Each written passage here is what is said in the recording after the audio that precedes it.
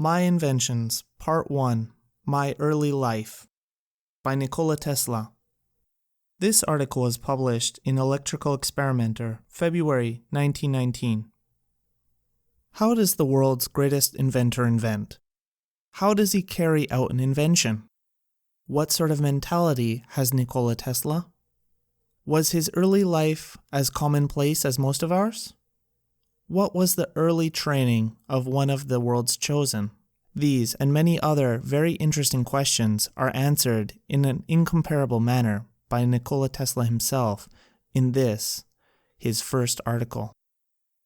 In his autobiography, treating mainly on his early youth, we obtain a good insight into the wonderful life this man has led. It reads like a fairy tale, which has the advantage of being true. For Tesla is no common mortal. He has led a charmed life, struck down by the pest, the cholera, and whatnot, given up by doctors at least 3 times as dead. We find him at 60, younger than ever. But, read his own words, you have never read the like before. Editor. The progressive development of man is vitally dependent on invention. It is the most important product of his creative brain. Its ultimate purpose is the complete mastery of mind over the material world, the harnessing of the forces of nature to human needs. This is the difficult task of the inventor who is often misunderstood and unrewarded. But he finds ample compensation in the pleasing exercises of his powers, and in the knowledge of being one of that exceptionally privileged class without whom the race would have long ago perished in the bitter struggle against pitiless elements. Speaking for myself, I have already had more than my full measure of this exquisite enjoyment, so much that for many years my life was little short of continuous rapture. I am credited with being one of the hardest workers, and perhaps I am, if thought is the equivalent of labor, for I have devoted to it almost all of my waking hours. But if work is interpreted to be a definite performance in a specified time according to a rigid rule, then I may be the worst of idlers. Every effort under compulsion demands a sacrifice of life energy. I never paid such a price. On the contrary, I have thrived on my thoughts.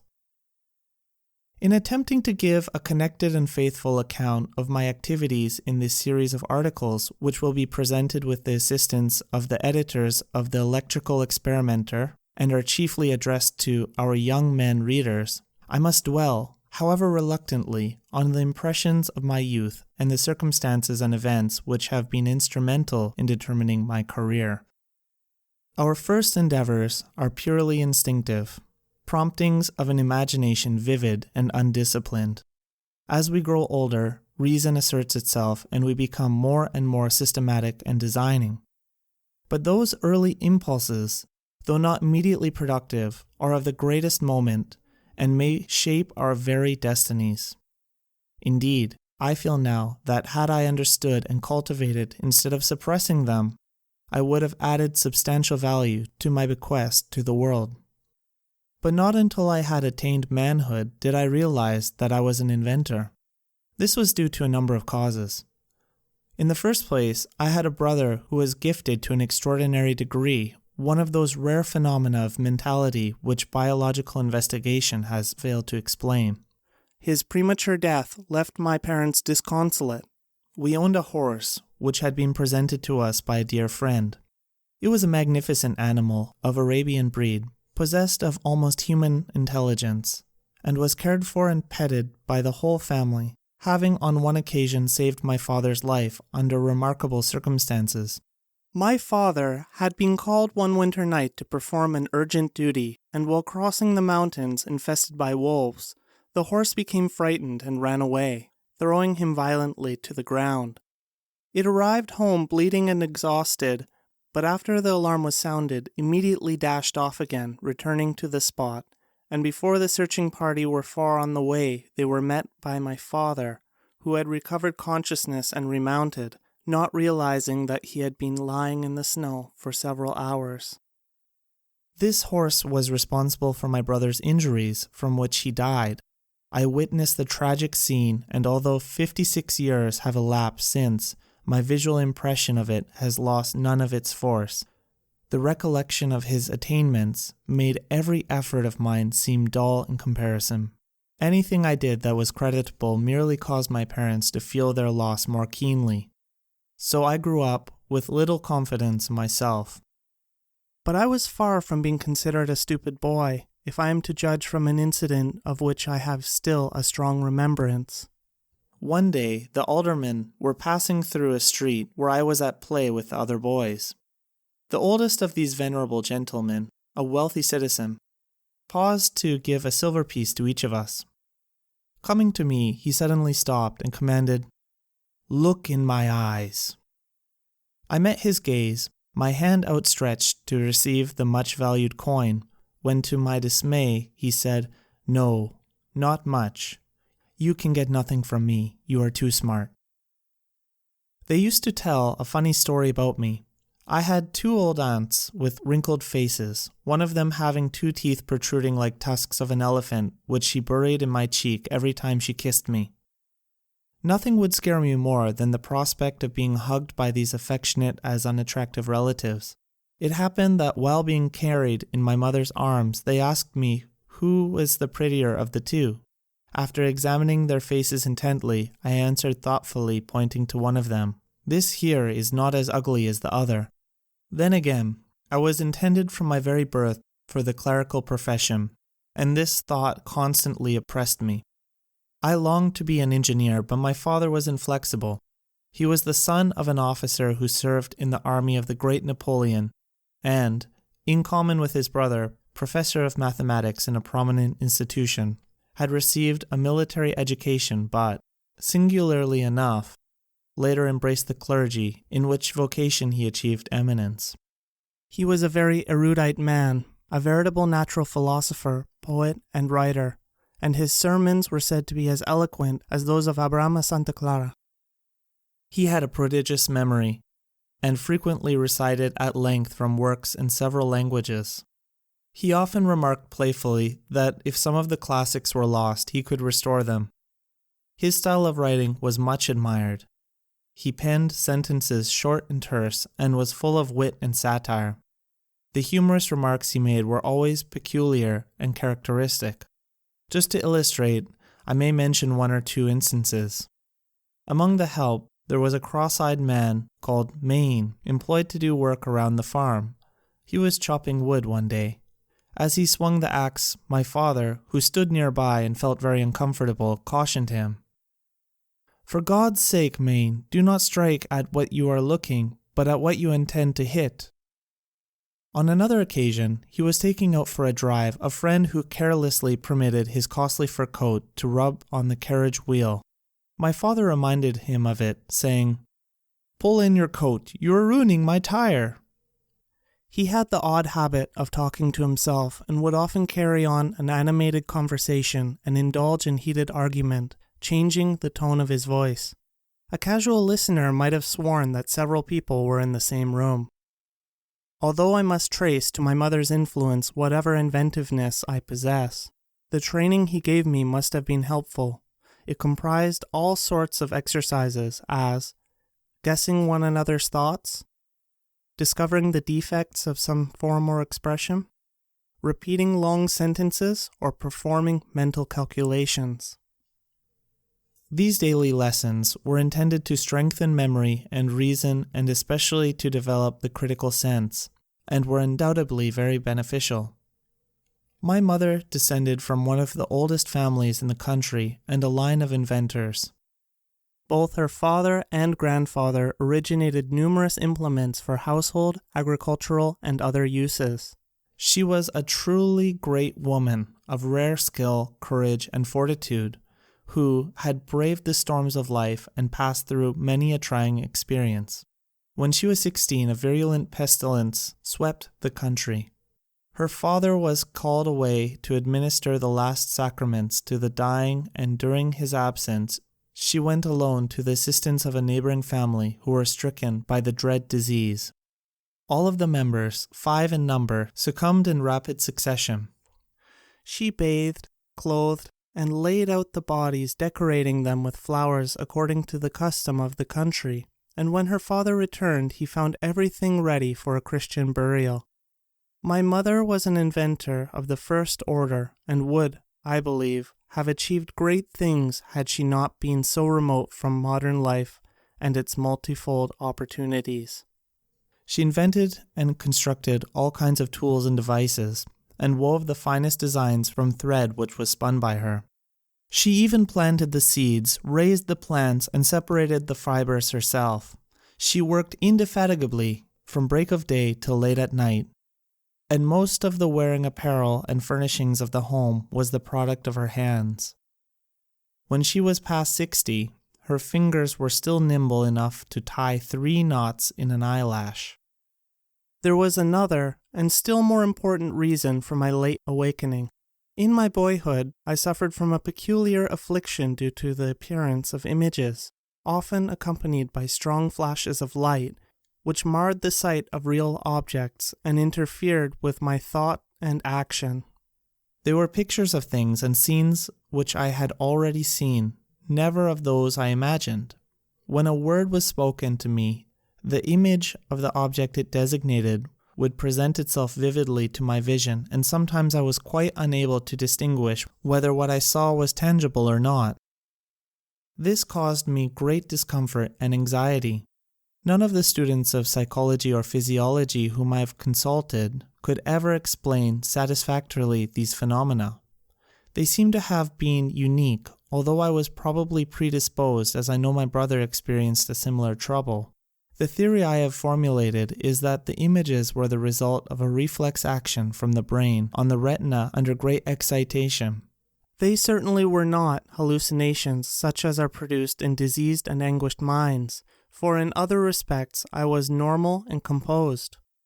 To give an idea of my distress, suppose that I had witnessed a funeral or some such nerve-wracking spectacle. Then, inevitably, in the stillness of night, a vivid picture of the scene would thrust itself before my eyes and persist despite all my efforts to banish it.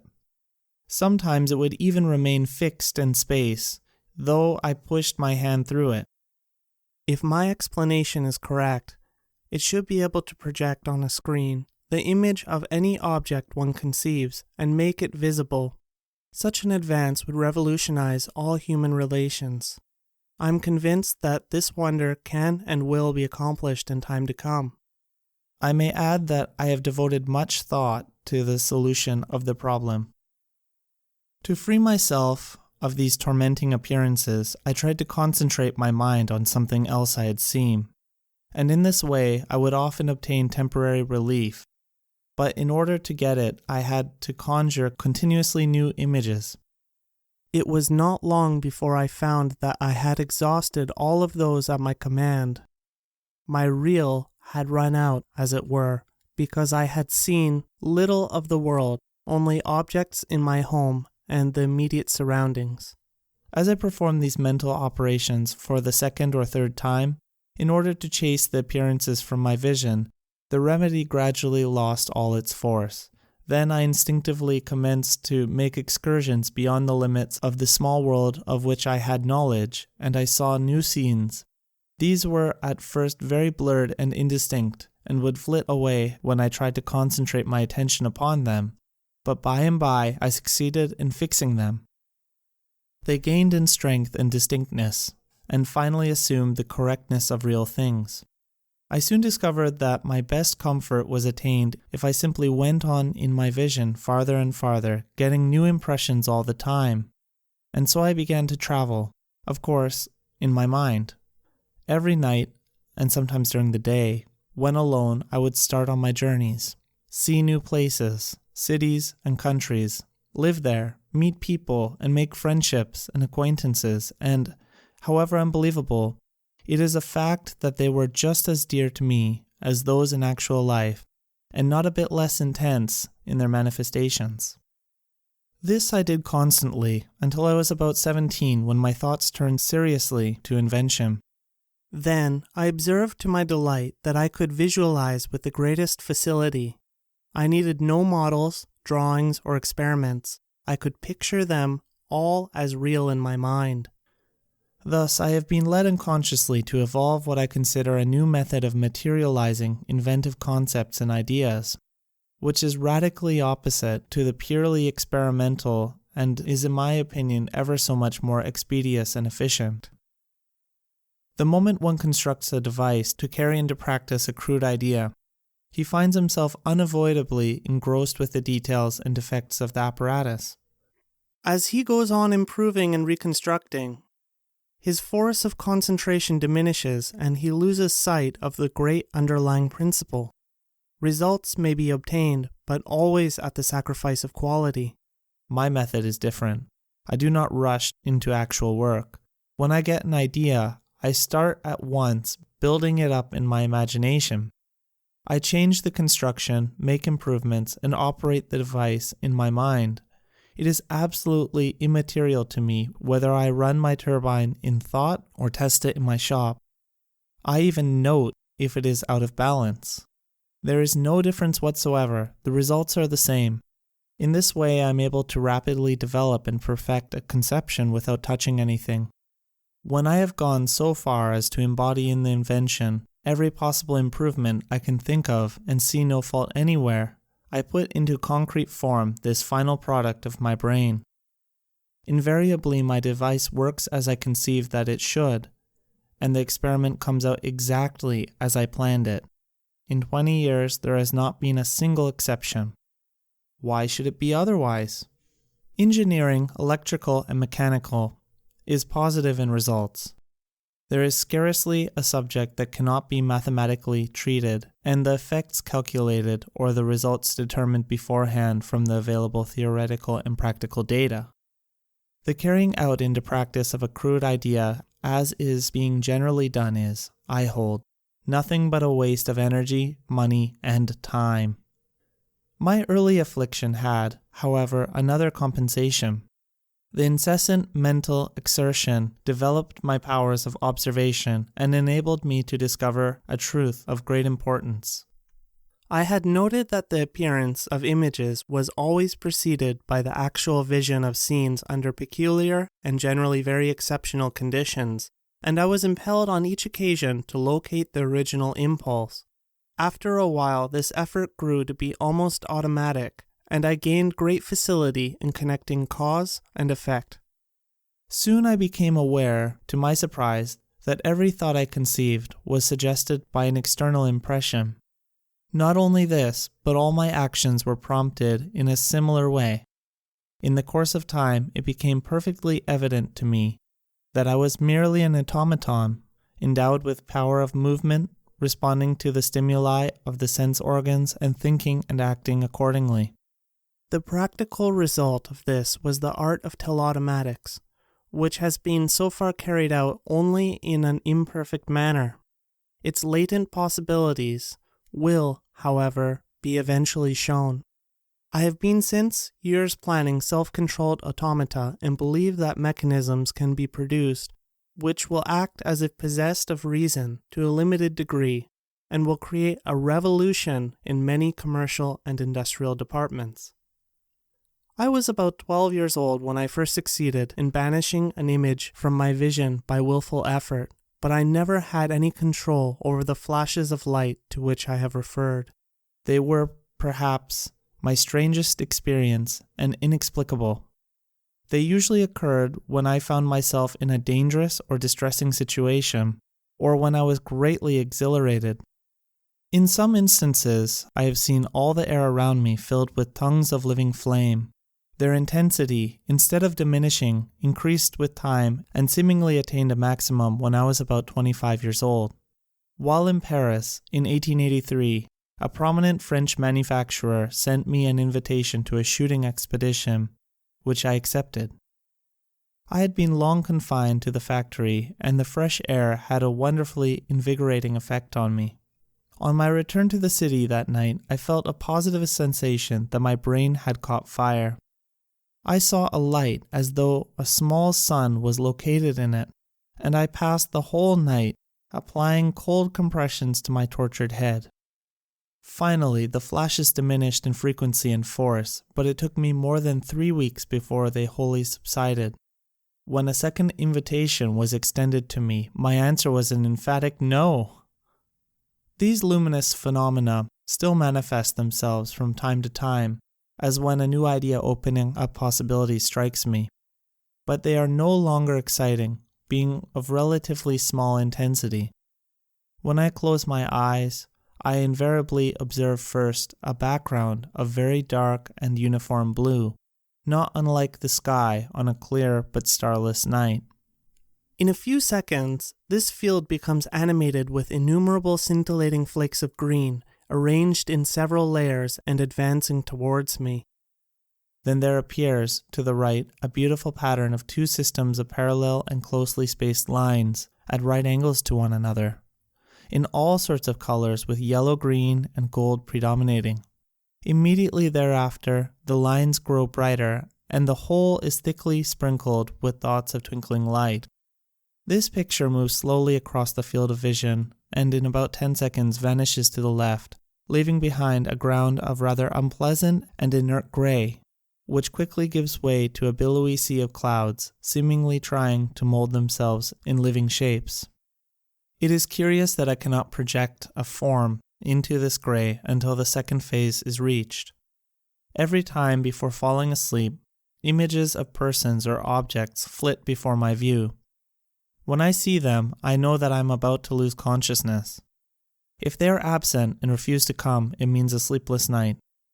To what an extent imagination played a part in my early life I may illustrate by another odd experience. Like most children, I was fond of jumping and developed an intense desire to support myself in the air. Occasionally, a strong wind, richly charged with oxygen, blew from the mountains, rendering my body as light as a cork, and then I would leap and float in space for a long time.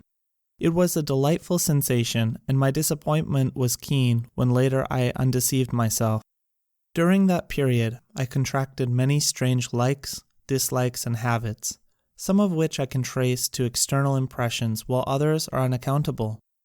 I had a violent aversion against the earrings of women, but other ornaments, as bracelets, pleased me more or less according to design. The sight of a pearl would almost give me a fit, but I was fascinated with the glitter of crystals or objects with sharp edges and plain surfaces. I would not touch the hair of other people except, perhaps, at the point of a revolver. I would get a fever by looking at a peach, and if a piece of camphor was anywhere in the house, it caused me the keenest discomfort. Even now, I'm not insensible to some of these upsetting impulses. When I drop little squares of paper in a dish filled with liquid, I always sense a peculiar and awful taste in my mouth. I counted the steps in my walks and calculated the cubical contents of soup plates, coffee cups, and pieces of food. Otherwise, my meal was unenjoyable. All repeated acts or operations I performed had to be divisible by 3, and if I missed, I felt impelled to do it all over again, even if it took hours. Up to the age of 8 years, my character was weak and vacillating. I had neither courage nor strength to form a firm resolve. My feelings came in waves and surges, and vibrated unceasingly between extremes. My wishes were of consuming force, and like the heads of a hydra, they multiplied. I was oppressed by thoughts of pain in life and death, and religious fear. I was swayed by superstitious belief, and lived in constant dread of the spirit of evil, of ghosts and ogres and other unholy monsters of the dark. Then, all at once, there came a tremendous change which altered the course of my whole existence. Of all things, I liked books the best. My father had a large library, and whenever I could manage, I tried to satisfy my passion for reading. He did not permit it, and would fly into a rage when he caught me in the act. He hid the candles when he found that I was reading in secret. He did not want me to spoil my eyes, but I obtained tallow, made the wicking, and cast the sticks into tin forms, and every night I would push the keyhole and the cracks and read, often till dawn, when all others slept, and my mother started on her arduous daily task. On one occasion, I came across a novel entitled Abafi, the Son of Abba, a Serbian translation of a well-known Hungarian writer, Josica. This work somehow awakened my dormant powers of will, and I began to practice self-control. At first my resolutions faded like snow in April, but in a little while I conquered my weakness, and I felt pleasure I never knew before, that of doing as I willed. In the course of time, this vigorous mental exercise became second nature. At the outset, my wishes had to be subdued, but gradually desire and will grew to be identical. After years of such discipline, I gained so complete a mastery over myself that I toyed with passions which have meant destruction to some of the strongest men. At a certain age, I contracted a mania for gambling, which greatly worried my parents. To sit down to a game of cards was for me the quintessence of pleasure. My father led an exemplary life and could not excuse the senseless waste of time and money in which I indulged. I had a strong resolve, but my philosophy was bad. I would say to him, "I can stop whenever I please, but is it worth while to give up that which I would purchase with the joys of paradise?" On frequent occasions he gave vent to his anger and contempt, but my mother was different. She understood the character of men, and knew that one's salvation could only be brought about through his own efforts. One afternoon, I remember, when I had lost all my money and was craving for a game, she came to me with a roll of bills and said, "Go and enjoy yourself. The sooner you lose all we possess, the better it will be. I know that you will get over it." She was right. I conquered my passion then and there, and only regretted that it had not been 100 times as strong. I not only vanquished but tore it from my heart so as not to leave even a trace of desire. Ever since that time, I have been as indifferent to any form of gambling as to picking teeth. During another period, I smoked excessively, threatening to ruin my health. Then, my will asserted itself, and I not only stopped but destroyed all inclination. Long ago I suffered from heart trouble, until I discovered that it was due to the innocent cup of coffee I consumed every morning. I discontinued at once, though I confess it was not an easy task. In this way I checked and bridled other habits and passions, and have not only preserved my life, but derived an immense amount of satisfaction from what most men would consider privation and sacrifice.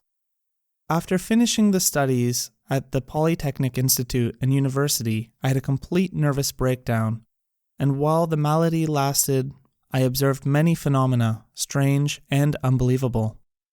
To be continued in our March issue. End of section 1.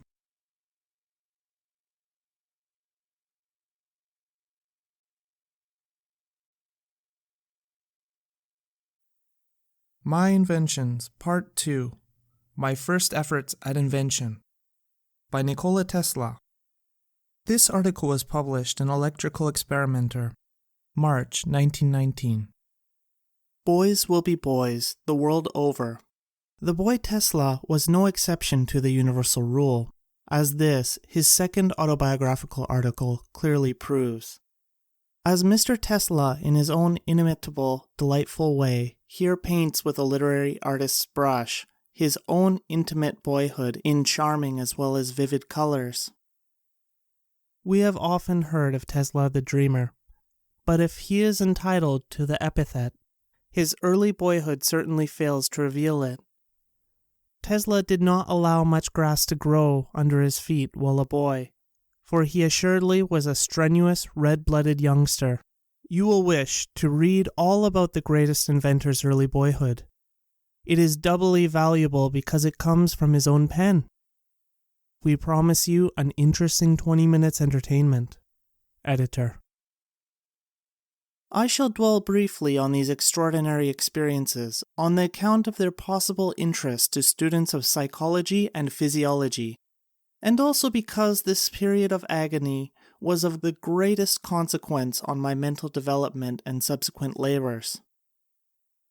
But it is indispensable to first relate the circumstances and conditions which preceded them, and in which might be found their partial explanation. From childhood, I was compelled to concentrate attention upon myself.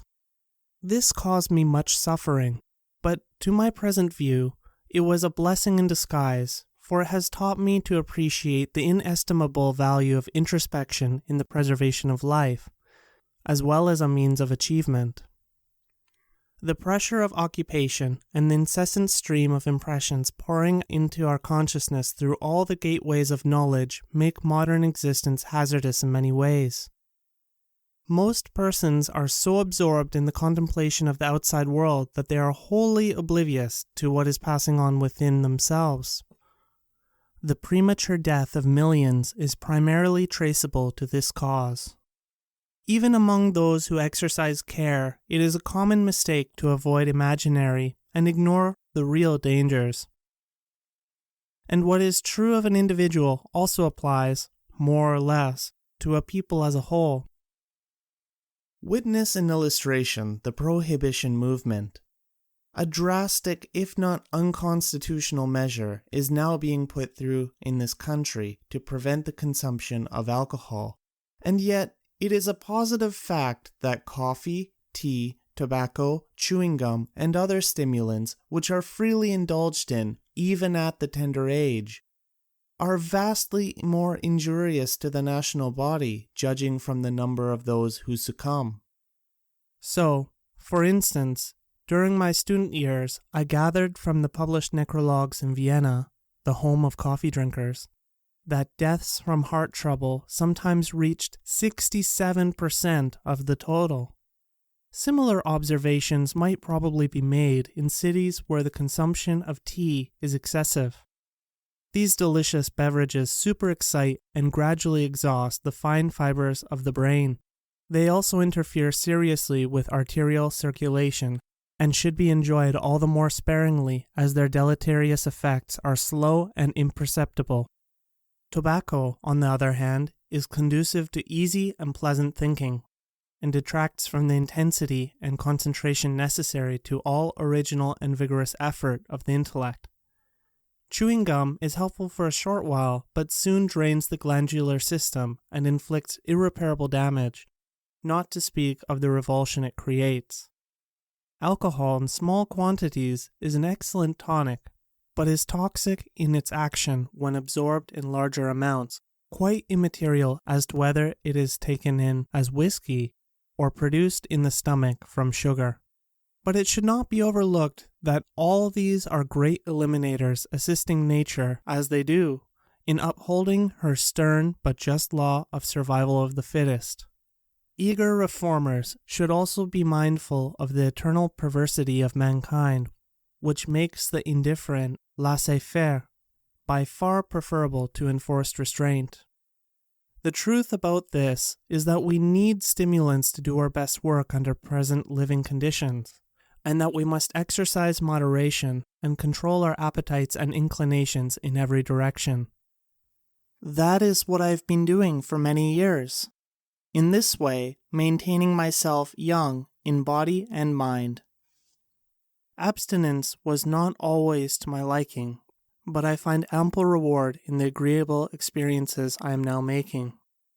Just in the hope of converting some to my precepts and convictions, I will recall one or two.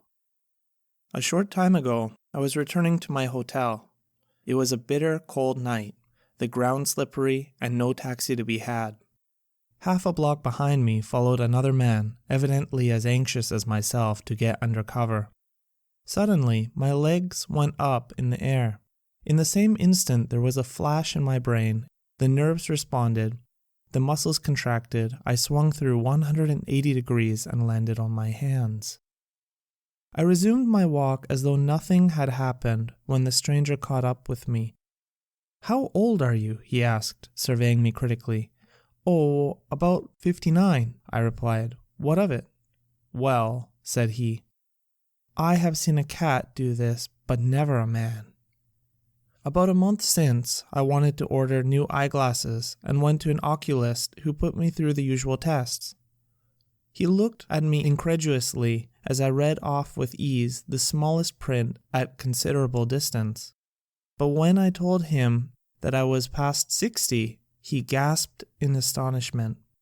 Friends of mine often remark that my suits fit me like gloves, but they do not know that all my clothing is made to measurements which were taken nearly 35 years ago and never changed. During this same period, my weight has not varied 1 pound. In this connection, I may tell a funny story. One evening, in the winter of 1885, Mr. Edison, Edward H. Johnson, the president of the Edison Illuminating Company, Mr. Batchelor, manager of the works, and myself entered a little place opposite 65 Fifth Avenue, where the offices of the company were located. Someone suggested guessing weights, and I was induced to step on a scale. Edison felt me all over and said, "Tesla weighs 152 pounds to an ounce," and he guessed it exactly. Stripped, I weighed 142 pounds, and that is still my weight. I whispered to Mr. Johnson, "How is it possible that Edison could guess my weight so closely?" "Well," he said, lowering his voice, "I will tell you, confidentially, but you must not say anything. He was employed for a long time in a Chicago slaughterhouse, where he weighed thousands of hogs every day. That's why. My friend, the Honorable Chauncey M. Depew, tells of an Englishman on whom he sprung one of his original anecdotes and who listened with puzzled expression but, a year later, laughed out loud. I will frankly confess it took me longer than that to appreciate Johnson's joke. Now, my well-being is simply the result of a careful and measured mode of living, and perhaps the most astonishing thing is that 3 times in my youth I was rendered by illness a hopeless physical wreck and given up by physicians. More than this, through ignorance and lightheartedness, I got into all sorts of difficulties, dangers, and scrapes from which I extricated myself as by enchantment. I was almost drowned a dozen times, was nearly boiled alive, and just missed being cremated. I was entombed, lost, and frozen.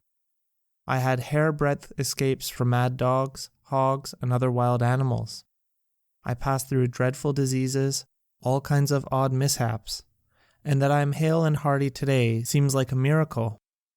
But as I recall these incidents to my mind, I feel convinced that my preservation was not altogether accidental. An inventor's endeavor is essentially life-saving. Whether he harnesses forces, improves devices, or provides new comforts and conveniences, he is adding to the safety of our existence. He is also better qualified than the average individual to protect himself in peril, for he is observant and resourceful. If I had no other evidence that I was, in a measure, possessed of such qualities, I would find it in these personal experiences. The reader will be able to judge for himself if I mention 1 or 2 instances. On one occasion, when I was about 14 years old, I wanted to scare some friends who were bathing with me. My plan was to dive under a long floating structure and slip out quietly at the other end. Swimming and diving came to me as naturally as to a duck, and I was confident that I could perform the feat. Accordingly, I plunged into the water and, when out of view, turned around and proceeded rapidly towards the opposite side. Thinking that I was safely beyond the structure, I rose to the surface, but to my dismay struck a beam. Of course, I quickly dived and forged ahead with rapid strokes until my breath was beginning to give out. Rising for the second time, my head came again in contact with a beam. Now I was becoming desperate. However, summoning all my energy, I made a third frantic attempt, but the result was the same. The torture of suppressed breathing was getting unendurable. My brain was reeling and I felt myself sinking.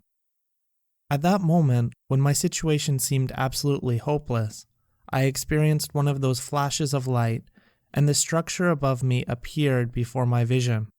I either discerned or guessed that there was little space between the surface of the water and the boards resting on the beams, and, with consciousness nearly gone, I floated up, pressed my mouth close to the planks, and managed to inhale a little air. unfortunately mingled with a spray of water which nearly choked me. Several times I repeated this procedure, as in a dream, until my heart, which was racing at a terrible rate, quieted down, and I gained composure. After that, I made a number of unsuccessful dives, having completely lost the sense of direction, but finally succeeded in getting out of the trap when my friends had already given me up and were fishing for my body. That bathing season was spoiled for me through recklessness, but I soon forgot the lesson, and only 2 years later I fell into a worse predicament. There was a large flour mill with a dam across the river near the city where I was studying at the time. As a rule, the height of the water was only 2 or 3 inches above the dam, and to swim out to it was a sport not very dangerous, in which I often indulged. One day, I went alone to the river to enjoy myself as usual. When I was a short distance from the masonry, however, I was horrified to observe that the water had risen and was carrying me along swiftly. I tried to get away, but it was too late. Luckily, though, I saved myself from being swept over by taking hold of the wall with both hands. The pressure against my chest was great, and I was barely able to keep my head above the surface.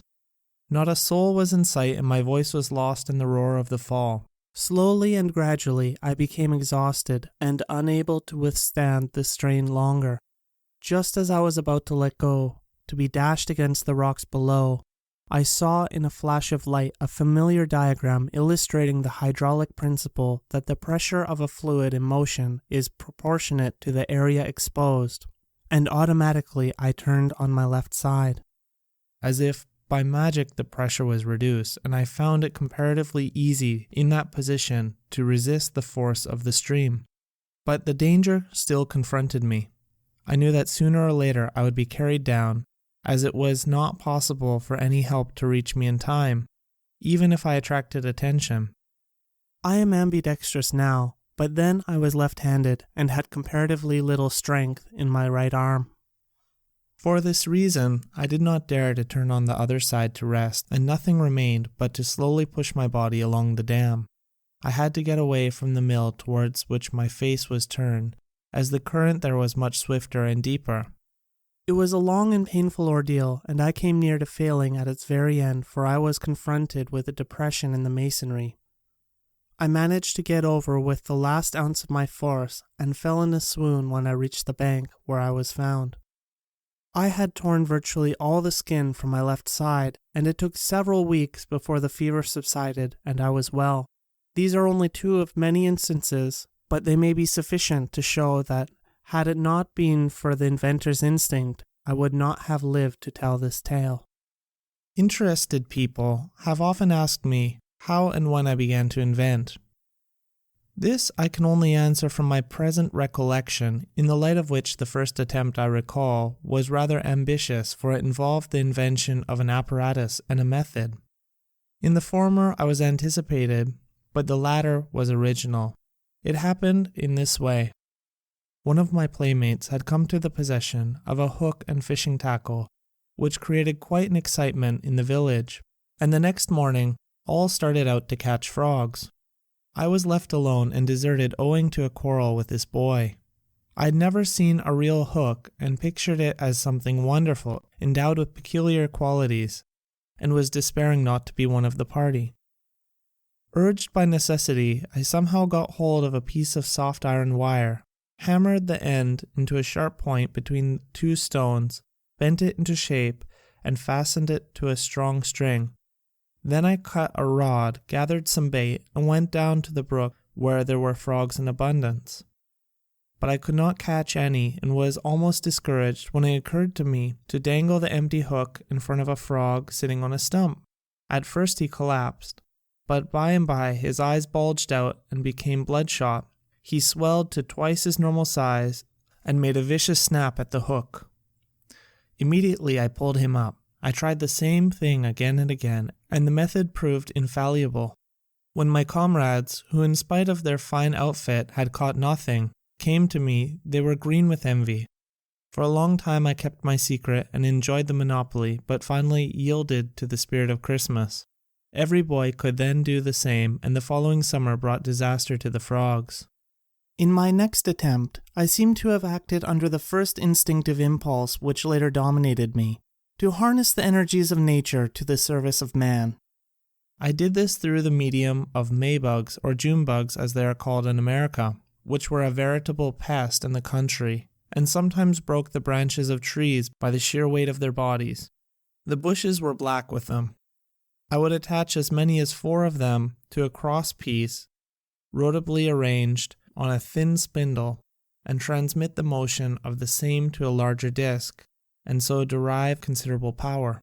These creatures were remarkably efficient, for once they were started, they had no sense to stop and continued whirling for hours and hours, and the hotter it was, the harder they worked. All went well until a strange boy came to the place. He was the son of a retired officer in the Austrian army. That urchin ate Maybugs alive and enjoyed them as though they were the finest Blue Point oysters. That disgusting sight terminated my endeavors in this promising field, and I have never since been able to touch a Maybug or any other insect for that matter. After that, I believe, I undertook to take apart and assemble the clocks of my grandfather. In the former operation, I was always successful, but often failed to the latter. So it came that he brought my work to a sudden halt in a matter not too delicate, and it took 30 years before I tackled another clockwork again. Shortly thereafter, I went into the manufacture of a kind of pop gun which comprised a hollow tube, a piston, and 2 plugs of hemp. When firing the gun, the piston was pressed against the stomach, and the tube was pushed back quickly with both hands. The air between the plugs was compressed and raised to high temperature, and one of them was expelled with a loud report. The art consisted in selecting a tube of the proper taper from the hollow stalks. I did very well with that gun, but my activities interfered with the window panes in our household and met with painful discouragement. If I remember rightly, I then took to carving swords from pieces of furniture which I could conveniently obtain. At that time, I was under the sway of the Serbian national poetry and full of admiration for the feats of the heroes. I used to spend hours in mowing down my enemies in the form of cornstalks, which ruined the crops and netted me several spankings from my mother. Moreover, these were not of the formal kind, but the genuine article. I had all this and more behind me before I was 6 years old, and had passed through 1 year of elementary school in the village of Similjan where I was born. At this juncture we moved to the little city of Gospic nearby. This change of residence was like a calamity to me. It almost broke my heart to part from our pigeons, chickens, and sheep, and our magnificent flock of geese which used to rise to the clouds in the morning and return from the feeding grounds at sundown in battle formation, so perfect that it would have put a squadron of the very best aviators of the present day to shame. In our new house I was but a prisoner, watching the strange people I saw through the window blinds. My bashfulness was such that I would rather have faced a roaring lion than one of the city dudes who strolled about. But my hardest trial came on Sunday, when I had to dress up and attend the service. There I meet with an accident, the mere thought of which made my blood curdle like sour milk for years afterwards. It was my second adventure in a church. Not long before I was entombed for a night in an old chapel on an inaccessible mountain, which was visited only once a year. It was an awful experience, but this one was worse. There was a wealthy lady in town, a good but pompous woman, who used to come to church gorgeously painted up and attired with an enormous train and attendants. One Sunday I had just finished ringing the bell in the belfry, and rushed downstairs when this grand dame was sweeping out, and I jumped on her train. It tore off with a ripping noise, which sounded like a salvo of musketry fired by raw recruits. My father was livid with rage. He gave me a gentle slap on the cheek, the only corporal punishment he ever administered to me, but I almost feel it now. The embarrassment and confusion that followed are indescribable. I was practically ostracized until something else happened that redeemed me in the estimation of the community. An enterprising young merchant had organized a fire department. A new fire engine was purchased, uniforms provided, and men drilled for service and parade. The engine was, in reality, a pump to be worked by 16 men and was beautifully painted red and black. One afternoon, the official trial was prepared for, and the machine was transported to the river. The entire population turned out to witness the great spectacle. When all the speeches and ceremonies were concluded, the command was given to pump, but not a drop of water came from the nozzle. The professors and experts tried in vain to locate the trouble. The fizzle was complete when I arrived at the scene. My knowledge of the mechanism was nil, and I knew next to nothing of air pressure, but instinctively I felt for the suction hose in the water and found that it had collapsed. When I waded in the river and opened it up, the water rushed forth, and not a few Sunday clothes were spoiled. Archimedes running naked through the streets of Syracuse and shouting "Eureka!" at the top of his voice did not make a greater impression than myself. I was carried on the shoulders and was the hero of the day. Upon settling in the city, I began a 4 years course in the so-called normal school preparatory to my studies at the college or real gymnasium. During this period, my boyish efforts and exploits, as well as troubles, continued. Among other things, I attained the unique distinction of champion crow catcher in the country. My method of procedure was extremely simple. I would go in the forest, hide in the bushes, and imitate the call of the bird. Usually I would get several answers, and in a short while a crow would flutter down into the shrubbery near me. After that, all I needed to do was to throw a piece of cardboard to distract its attention, jump up and grab it before it could extricate itself from the undergrowth. In this way I could capture as many as I desired, but on one occasion something occurred which made me respect them. I had caught a fine pair of birds and was returning home with a friend. When we left the forest, thousands of crows had gathered, making a frightful racket. In a few minutes they rose in pursuit and soon enveloped us. The fun lasted until all of a sudden I received a blow on the back of my head, which knocked me down. Then they attacked me viciously. I was compelled to release the two birds and was glad to join my friend who had taken refuge in a cave. In the schoolroom, there were a few mechanical models which interested me and turned my attention to water turbines. I constructed many of these and found great pleasure in operating them. How extraordinary was my life, an incident may illustrate. My uncle had no use for this kind of pastime, and more than once rebuked me. I was fascinated by a description of Niagara Falls I had perused, and pictured in my imagination a big wheel run by the falls. I told my uncle that I would go to America and carry out this scheme. 30 years later, I saw my ideas carried out at Niagara, and marveled at the unfathomable mystery of the mind. I made all kinds of other contrivances and contraptions, but among these the arbalists I produced were the best. My arrows, when shot, disappeared from sight, and at close range traversed a plank of pine 1 inch thick.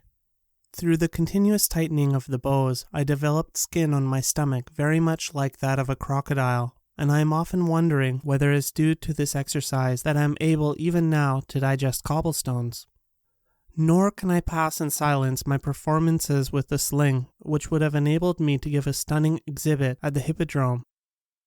And now I will tell of one of my feats with this antique implement of war, which will strain to the utmost the credulity of the reader. I was practicing while walking with my uncle along the river. The sun was setting, the trout were playful, and from time to time one would shoot up into the air, its glistening body sharply defined against the projecting rock beyond. Of course, any boy might have hit a fish under these propitious conditions, but I undertook a much more difficult task, and I foretold to my uncle to the minutest detail what I intended doing. I was to hurl a stone to meet the fish, press its body against the rock, and cut it in two. It was no sooner said than done. My uncle looked at me, almost scared out of his wits, and exclaimed, "Vade retro Satanas!" And it was a few days before he spoke to me again. Other records, however great, will be eclipsed, but I feel that I could peacefully rest on my laurels for 1,000 years. In the April issue, Mr. Tesla will describe in detail how he conceived one of his most important and far-reaching inventions, the rotary magnetic field. Editor. End of section 2.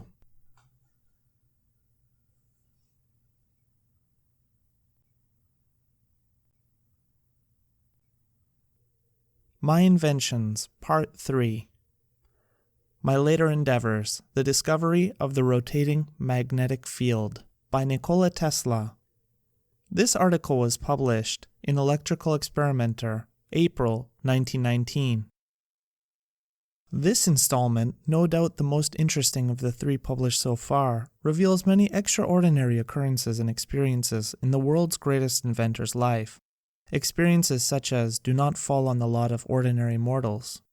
And Tesla, the many-sided, aside from inventing, knows the rare art of painting word pictures. He does so here in a masterly fashion. He tells us how he finally conceived the induction motor, perhaps his greatest discovery. The invention which changed the face of the globe. The invention which made possible the streetcar, the subway, the electric train, power transmission, the harnessing of waterfalls, and countless others. But let Tesla tell you himself how it all came about. It is a classic worth reading. Editor. What is the induction motor? The induction motor operates on alternating current. It has no commutator like a direct current motor, nor slip rings like an alternating current motor.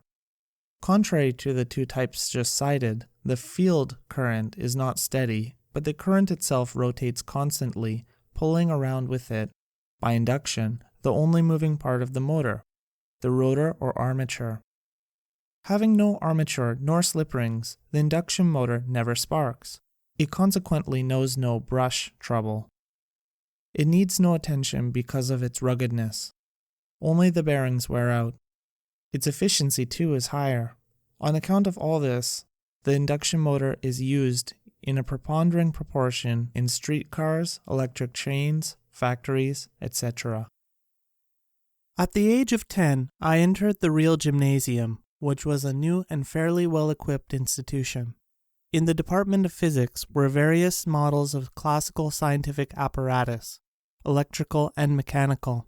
The demonstrations and experiments performed from time to time by the instructors fascinated me and were undoubtedly a powerful incentive to invention. I was also passionately fond of mathematical studies and often won the professor's praise for rapid calculation. This was due to my acquired faculty of visualizing the figures and performing the operations, not in the usual intuitive matter, but as in actual life. Up to a certain degree of complexity, it was absolutely the same to me whether I wrote the symbols on the board or conjured them before my mental vision. But freehand drawing, to which many hours of the course were devoted, was an annoyance I could not endure. This is rather remarkable, as most of the members of the family excelled in it. Perhaps my aversion was simply due to the predilection I found in undisturbed thought. Had it not been for a few exceptionally stupid boys who could not do anything at all, my record would have been the worst. It was a serious handicap, as under the then existing educational regime, drawing being obligatory, this deficiency threatened to spoil my whole career, and my father had considerable trouble in railroading me from one class to another. In the second year at that institution, I became obsessed with the idea of producing continuous motion through steady air pressure. The pump incident, of which I have told, had set afire my youthful imagination and impressed me with the boundless abilities of a vacuum. I grew frantic in my desire to harness this inexhaustible energy, but for a long time I was groping in the dark. Finally, however, my endeavors crystallized in an invention which was to enable me to achieve what no other mortal ever attempted. Imagine a cylinder freely rotatable on 2 bearings partly surrounded by a rectangular trough which fits it perfectly.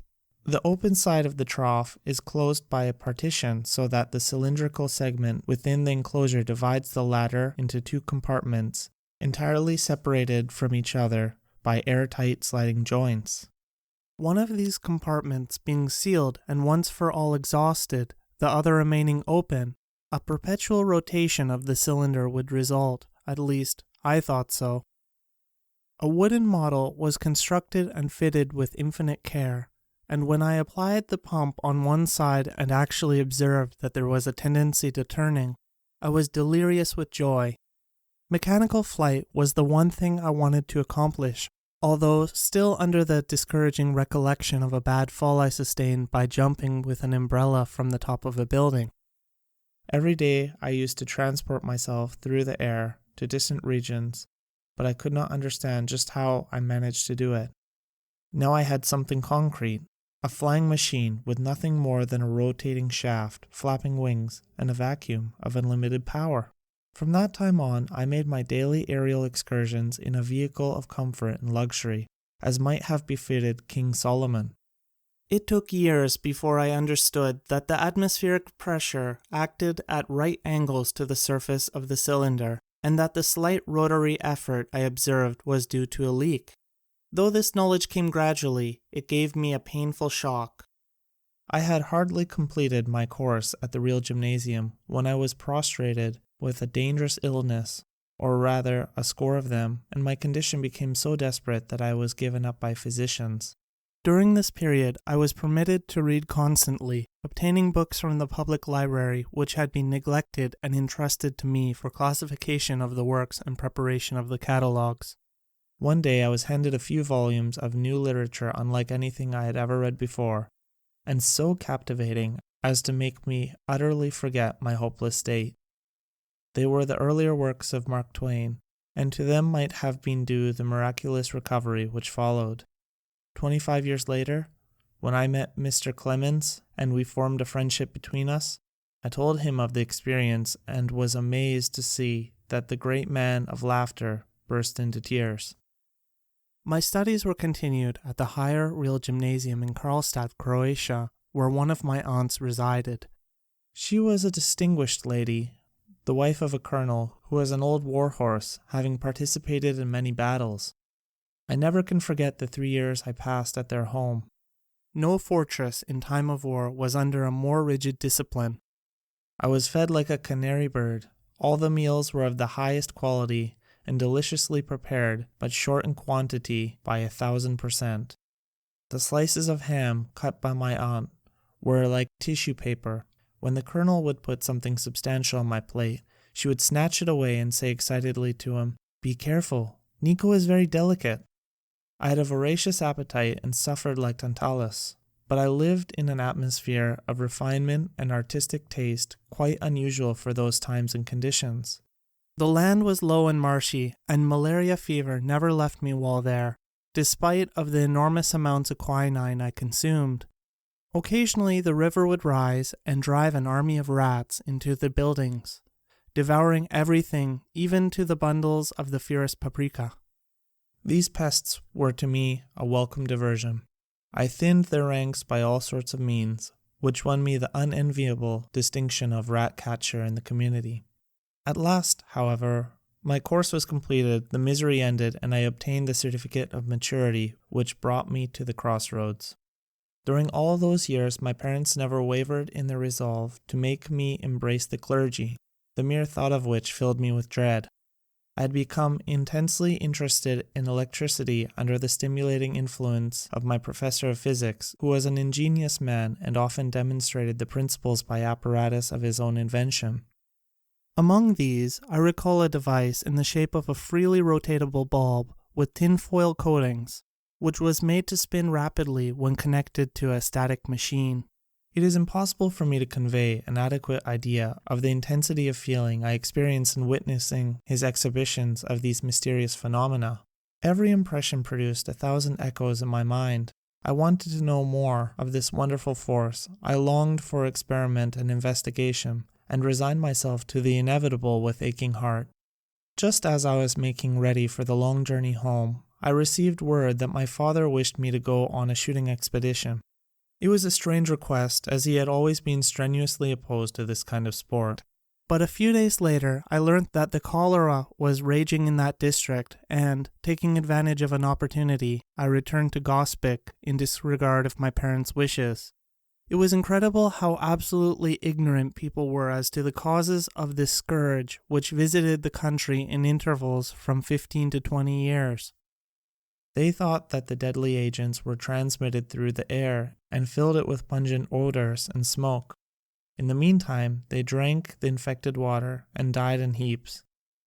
I contracted the awful disease on the very day of my arrival, and although surviving the crisis, I was confined to bed for 9 months with scarcely any ability to move. My energy was completely exhausted, and for the second time I found myself at death's door. In one of the sinking spells, which was thought to be the last, my father rushed into the room. I still see his pallid face as he tried to cheer me in tones belying his assurance. "Perhaps," I said, "I may get well if you let me study engineering." "You will go to the best technical institution in the world," he solemnly replied, and I knew that he meant it. A heavy weight was lifted from my mind, but the relief would have come too late had it not been for a marvelous cure brought about through a bitter decoction of a peculiar bean. I came to life like another Lazarus, to the utter amazement of everybody. My father insisted that I spend a year in healthful physical outdoor exercises, to which I reluctantly consented. For most of this term I roamed in the mountains, loaded with a hunter's outfit and a bundle of books, and this contact with nature made me stronger in body as well as in mind.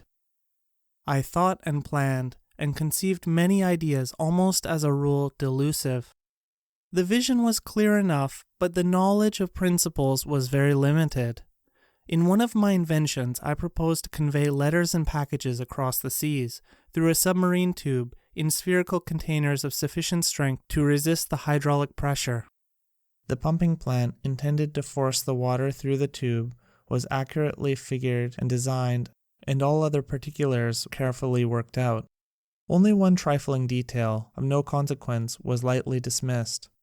I assumed an arbitrary velocity of the water, and, what is more, took pleasure in making it high, thus arriving at a stupendous performance supported by faultless calculations. Subsequent reflections, however, on the resistance of pipes to fluid flow determined me to make this invention public property. Another one of my projects was to construct a ring around the equator which would, of course, float freely and could be arrested in its spinning motion by reactionary forces, thus enabling travel at a rate of about 1,000 miles an hour, impracticable by rail.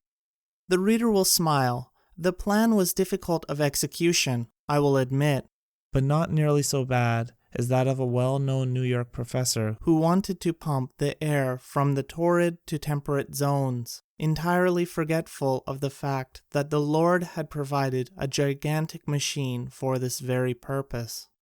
Still another scheme, far more important and attractive, was to derive power from the rotational energy of terrestrial bodies.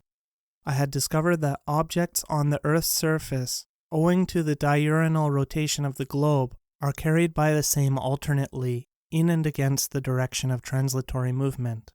From this results a great change in momentum, which could be utilized in the simplest imaginable manner to furnish motive effort in any habitable region of the world. I cannot find words to describe my disappointment when later I realized that I was in the predicament of Archimedes, who vainly sought for a fixed point in the universe. At the termination of my vacation, I was sent to the Polytechnic School in Graz, Styria, which my father had chosen as one of the oldest and best reputed institutions. That was the moment I had eagerly awaited, and I began my studies under good auspices and firmly resolved to succeed. My previous training was above average due to my father's teaching and opportunities afforded. I had acquired the knowledge of a number of languages and waded through the books of several libraries, picking up information more or less useful. Then again, for the first time, I could choose my subjects as I liked, and freehand drawing was to bother me no more. I had made up my mind to give my parents a surprise, and during the whole first year I regularly started my work at 3 o'clock in the morning and continued until 11 at night, no Sundays or holidays excepted. As most of my fellow students took things easily, naturally enough I eclipsed all records. In the course of that year, I passed through 9 exams, and the professors thought I deserved more than the highest qualifications. Armed with their flattering certificates, I went home for a short rest, expecting a triumph, and was mortified when my father made light of these hard-won honors. That almost killed my ambition, but later, after he had died, I was pained to find a package of letters which the professors had written him to the effect that unless he took me away from the institution, I would be killed through overwork. Thereafter, I devoted myself chiefly to physics, mechanics, and mathematical studies, spending the hours of leisure in the libraries. I had a veritable mania for finishing whatever I began, which often got me into difficulties.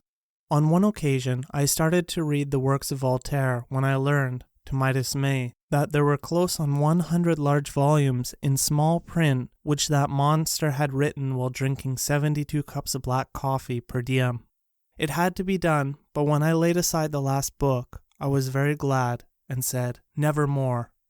My first year's showing had won me the appreciation and friendship of several professors. Among these were Professor Rogner, who was teaching arithmetical subjects and geometry, Professor Poschel, who held the chair of theoretical and experimental physics, and Dr. Allais, who taught integral calculus and specialized in differential equations. This scientist was the most brilliant lecturer to whom I've ever listened. He took a special interest in my progress and would frequently remain for an hour or two in the lecture room, giving me problems to solve, in which I delighted. To him I explained a flying machine I had conceived, not an illusionary invention, but one based on sound scientific principles, which has become realizable through my turbine, and will soon be given to the world. Both professors, Rogner and Poschel, were curious men. The former had peculiar ways of expressing himself, and whenever he did so, there was a riot, followed by a long and embarrassing pause. Professor Poschel was a methodical and thoroughly grounded German. He had enormous feet and hands like the paws of a bear. But all of his experiments were skillfully performed with lock-like precision and without a miss. It was the second year of my studies that we received a Graham dynamo from Paris, having the horseshoe form of a laminated field magnet and a wire-wound armature with a commutator. It was connected up and various effects of the currents were shown. While Professor Poschel was making demonstrations, running the machine as a motor, the brushes gave trouble, sparking badly, and I observed that it might be possible to operate a motor without these appliances. But he declared that it could not be done, and did me the honor of delivering a lecture on the subject, at the conclusion of which he remarked, "Mr. Tesla may accomplish great things, but he certainly never will do this. It would be equivalent to converting a steadily pulling force like that of gravity into a rotary effort. It is a perpetual motion scheme, an impossible idea." But instinct is something which transcends knowledge.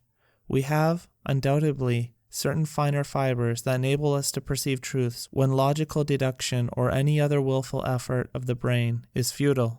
For a time, I wavered, impressed by the professor's authority, but soon became convinced I was right and undertook the task with all the fire and boundless confidence of youth. I started by first picturing in my mind a direct current machine, running it and following the changing flow of the currents in the armature. Then I would imagine an alternator and investigate the process taking place in a similar manner. Next, I would visualize systems comprising motors and generators and operate them in various ways. The images I saw were to me perfectly real and tangible. All my remaining term in Graz was passed in intense but fruitless efforts of this kind, and I almost came to the conclusion that the problem was insolvable. In 1880, I went to Prague, Bohemia, carrying out my father's wish to complete my education at the university there. It was in that city that I made a decided advance, which consisted in detaching the commutator from the machine and studying the phenomena in this new aspect, but still without result. In the year following, there was a sudden change in my views of life. I realized that my parents had been making too great sacrifices on my account and resolved to relieve them of the burden. The wave of the American telephone had just reached the European continent, and the system was to be installed in Budapest, Hungary. It appeared an ideal opportunity, all the more as a friend of our family was at the head of the enterprise. It was here that I suffered the complete breakdown of the nerves to which I have referred. What I experienced during the period of that illness surpasses all belief. My sight and hearing were always extraordinary. I could clearly discern objects in the distance when others saw no trace of them. Several times in my boyhood, I saved the houses of our neighbors from fire by hearing the faint crackling sounds which did not disturb their sleep and calling for help. In 1899, when I was past 40 and carrying on my experiments in Colorado, I could hear very distinctly thunderclaps at a distance of 550 miles. The limit of audition for my young assistants was scarcely more than 150 miles. My ear was thus over 13 times more sensitive. Yet at that time I was, so to speak, stone deaf in comparison with the acuteness of my hearing while under the nervous strain. In Budapest, I could hear the ticking of a watch with 3 rooms between me and the timepiece. A fly alighting on the table in the room would cause a dull thud in my ear. A carriage passing at a distance of a few miles fairly shook my whole body. The whistle of a locomotive 20 or 30 miles away made the bench or chair on which I sat vibrate so strongly that the pain was unbearable. The ground under my feet trembled continuously. I had to support my bed on rubber cushions to get any rest at all. The roaring noises from near and far often produced the effect of spoken words which often would have frightened me had I not been able to resolve them into their accidental components. The sun's rays, when periodically intercepted, would cause blows of such force on my brain that they would stun me. I had to summon all my willpower to pass under a bridge or other structure as I experienced a crushing pressure on the skull. In the dark, I had the sense of a bat and could detect the presence of an object at a distance of 12 feet by a peculiar creepy sensation on the forehead. My pulse varied from a few to 260 beats, and all tissues of the body quivered with twitchings and tremors, which was perhaps the hardest to bear. A renowned physician who gave me daily large doses of bromide of potassium pronounced my malady unique and incurable. It is my eternal regret that I was not under the observation of experts in physiology and psychology at that time. I clung desperately to life, but never expected to recover. Can anyone believe that so helpless a physical wreck could ever be transformed into a man of astonishing strength and tenacity, able to work 38 years, almost without a day's interruption, and find himself still strong and fresh in body and mind? Such is my case. A powerful desire to live and to continue the work, and the assistance of a devoted friend and athlete accomplished the wonder. My health returned, and with it the vigor of mind. In attacking the problem again, I almost regretted that the struggle was soon to end. I had so much energy to spare. When I undertook the task, it was not with a resolve such as men often make. With me, it was a sacred vow, a question of life and death. I knew that I would perish if I failed. Now I felt that the battle was won. Back in the deep recesses of the brain was the solution, but I could not yet give it outward expression. One afternoon, which is ever present in my recollection, I was enjoying a walk with a friend in the city park and reciting poetry.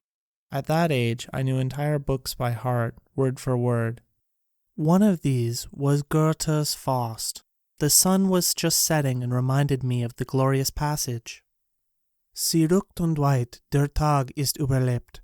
Dort eilet sie hin und fordert neues Leben. Oh, dass kein Flügel mich vom Boden hebt, nach und immer nach zu streben. Ein schöner Traum, indessen sie entweicht, ach, süde Geistesflügen wird so leicht, kein körperlicher Flügel sich gesellen. The glow retreats, done is the day of toil. it yonder hastes, new fields of life exploring. Ah, that no wing can lift me from the soil, upon its track to follow soaring. A glorious dream, though now the glories fade. Alas, the wings that lift the mind no aid of wings to lift the body can bequeath me. As I uttered these inspiring words, the idea came to me like a flash of lightning, and in an instant, the truth was revealed. I drew with a stick on the sand the diagrams shown 6 years later in my address before the American Institute of Electrical Engineers, and my companion understood them perfectly. The images I saw were wonderfully sharp and clear and had the solidity of metal and stone, so much so that I told him, "See my motor here? Watch me reverse it." I cannot begin to describe my emotions. Pygmalion, seeing his statue come to life, could not have been more deeply moved. 1,000 secrets of nature which I have stumbled upon accidentally I would have given, for that one which I had wrestled from her against all odds and at the peril of my existence. End of section 3.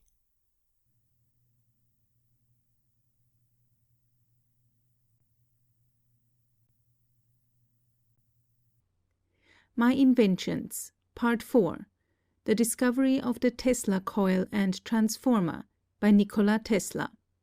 This article was published in Electrical Experimenter, May 1919. For a while I gave myself up entirely to the intense enjoyment of picturing machines and devising new forms. It was a mental state of happiness about as complete as I have ever known in life. Ideas came in an uninterrupted stream, and the only difficulty I had was to hold them fast. The pieces of apparatus I conceived were to me absolutely real and tangible in every detail, even to the minutest marks and signs of wear. I delighted in imagining the motors constantly running, for in this way they presented to the mind's eye a more fascinating sight. When natural inclination develops into a passionate desire, one advances towards his goal in 7-league boots. In less than 2 months I evolved virtually all the types of motors and modifications of the system which are now identified with my name. It was, perhaps, providential that the necessities of existence commanded a temporary halt to this consuming activity of the mind. I came to Budapest prompted by a premature report concerning the telephone enterprise, and, as irony of fate willed it, I had to accept a position as draftsman in the Central Telegraph Office of the Hungarian government at a salary which I deem it my privilege not to disclose. Fortunately, I soon won the interest of the Inspector-in-Chief and was thereafter employed on calculations, designs and estimates in connections with new installations, until the telephone exchange was started, when I took charge of the same. The knowledge and practical experience I gained in the course of this work was most valuable, and the employment gave me ample opportunities for the exercise of my inventive faculties. I made several improvements in the central station apparatus, and perfected a telephone repeater or amplifier, which was never patented or publicly described, but would be creditable to me even today. In recognition of my efficient assistance, the organizer of the undertaking, Mr. Puskas, upon disposing of his business in Budapest, offered me a position in Paris, which I gladly accepted. I never can forget the deep impression that magic city produced on my mind. For several days after my arrival I roamed through the streets in utter bewilderment of the new spectacle. The attractions were many and irresistible, but, alas, the income was spent as soon as received. When Mr. Puskas asked me how I was getting along in the new sphere, I described the situation accurately in the statement that the last 29 days of the month are the toughest. I led a rather strenuous life in what would now be termed Rooseveltian fashion. Every morning, regardless of weather, I would go from the Boulevard Saint-Marcel, where I resided, to a bathing house on the Seine, plunge into the water, loop the circuit 27 times, and then walk an hour to reach Ivry, where the company's factory was located. There I would have a good woodchopper's breakfast at 7:30, and then eagerly await the lunch hour, in the meanwhile cracking hard nuts for the manager of the works, Mr. Charles Batchelor, who was an intimate friend and assistant of Edison. Here I was thrown in contact with a few Americans who fairly fell in love with me because of my proficiency in billiards. To these men I explained my invention, and one of them, Mr. D. Cunningham, foreman of the mechanical department, offered to form a stock company. The proposal seemed to me comical in the extreme. I did not have the faintest conception of what that meant, except that it was an American way of doing things. Nothing came of it, however, and during the next few months I had to travel from one to another place in France and Germany to cure the ills of the power plants. On my return to Paris, I submitted to one of the administrators of the company, Mr. Rau, a plan for improving their dynamos, and was given an opportunity. My success was complete, and the delighted directors accorded me the privilege of developing automatic regulators, which were much desired. Shortly after, there was some trouble with the lightning plant which had been installed at the new railroad station in Strasbourg, Alsace. The wiring was defective, and on the occasion of the opening ceremonies, a large part of a wall was blown out through a short circuit, right in the presence of old Emperor William I. The German government refused to take the plant, and the French company was facing a serious loss. On account of my knowledge of the German language and past experience, I was entrusted with the difficult task of straightening out matters, and early in 1883 I went to Strasbourg on that mission. The first induction motor is built. Some of the incidents in that city have left an indelible record on my memory. By a curious coincidence, a number of men who subsequently achieved fame lived there about that time. In later life, I used to say, there were bacteria of greatness in that old town. Others caught the disease, but I escaped. The practical work, correspondence and conferences with officials kept me preoccupied day and night, but as soon as I was able to manage, I undertook the construction of a simple motor in a mechanical shop opposite the railroad station, having brought with me from Paris some material for that purpose. The consummation of the experiment was, however, delayed until the summer of that year, when I finally had the satisfaction of seeing rotation effected by alternating currents of different phase, and without sliding contacts or commutator, as I had conceived a year before. It was an exquisite pleasure, but not to compare with the delirium of joy following the first revelation. Among my new friends was the former mayor of the city, Mr. Bauzin, whom I had already in a measure acquainted with this and other inventions of mine, and whose support I endeavored to enlist. He was sincerely devoted to me and put my project before several wealthy persons, but, to my mortification, found no response. He wanted to help me in every possible way, and the approach of the 1st of July 1919 happens to remind me of a form of assistance I received from that charming man, which was not financial, but none the less appreciated. In 1870, when the Germans invaded the country, Mr. Bauzin had buried a good-sized allotment of Saint-Estèphe of 1801, and he came to the conclusion that he knew no worthier person than myself to consume that precious beverage. This, I may say, is one of the unforgettable incidents to which I have referred.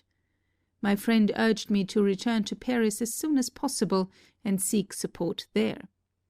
This I was anxious to do, but my work and negotiations were protracted owing to all sorts of petty obstacles I encountered, so that at times the situation seemed hopeless. German efficiency. Just to give an idea of German thoroughness and efficiency, I may mention here a rather funny experience. An incandescent lamp of 16 candle power was to be placed in a hallway, and upon selecting the proper location, I ordered the monteur to run the wires. After working for a while, he concluded that the engineer had to be consulted, and this was done. The latter made several objections, but ultimately agreed that the lamp should be placed 2 inches from the spot I had assigned, whereupon the work proceeded. Then the engineer became worried and told me that Inspector Avardek should be notified.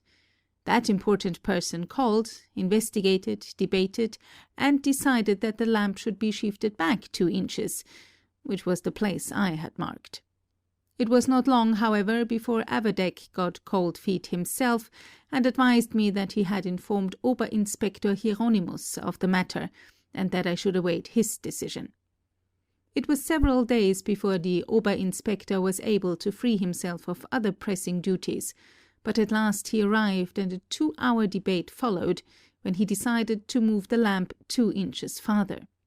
My hopes that this was the final act were shattered when the Oberinspector returned and said to me, "Regierungsrat Funke is so particular that I would not dare to give an order for placing this lamp without his explicit approval." Accordingly, arrangements for a visit from this great man were made. We started cleaning up and polishing early in the morning. Everybody brushed up, I put up my gloves, and when Funke came with his retinue, he was ceremoniously received. After 2 hours' deliberation, he suddenly exclaimed, "I must be going," and pointed to a place on the ceiling. He ordered me to put the lamp there. It was the exact spot which I had originally chosen. So it went day after day with variations, but I was determined to achieve at whatever cost, and in the end my efforts were rewarded.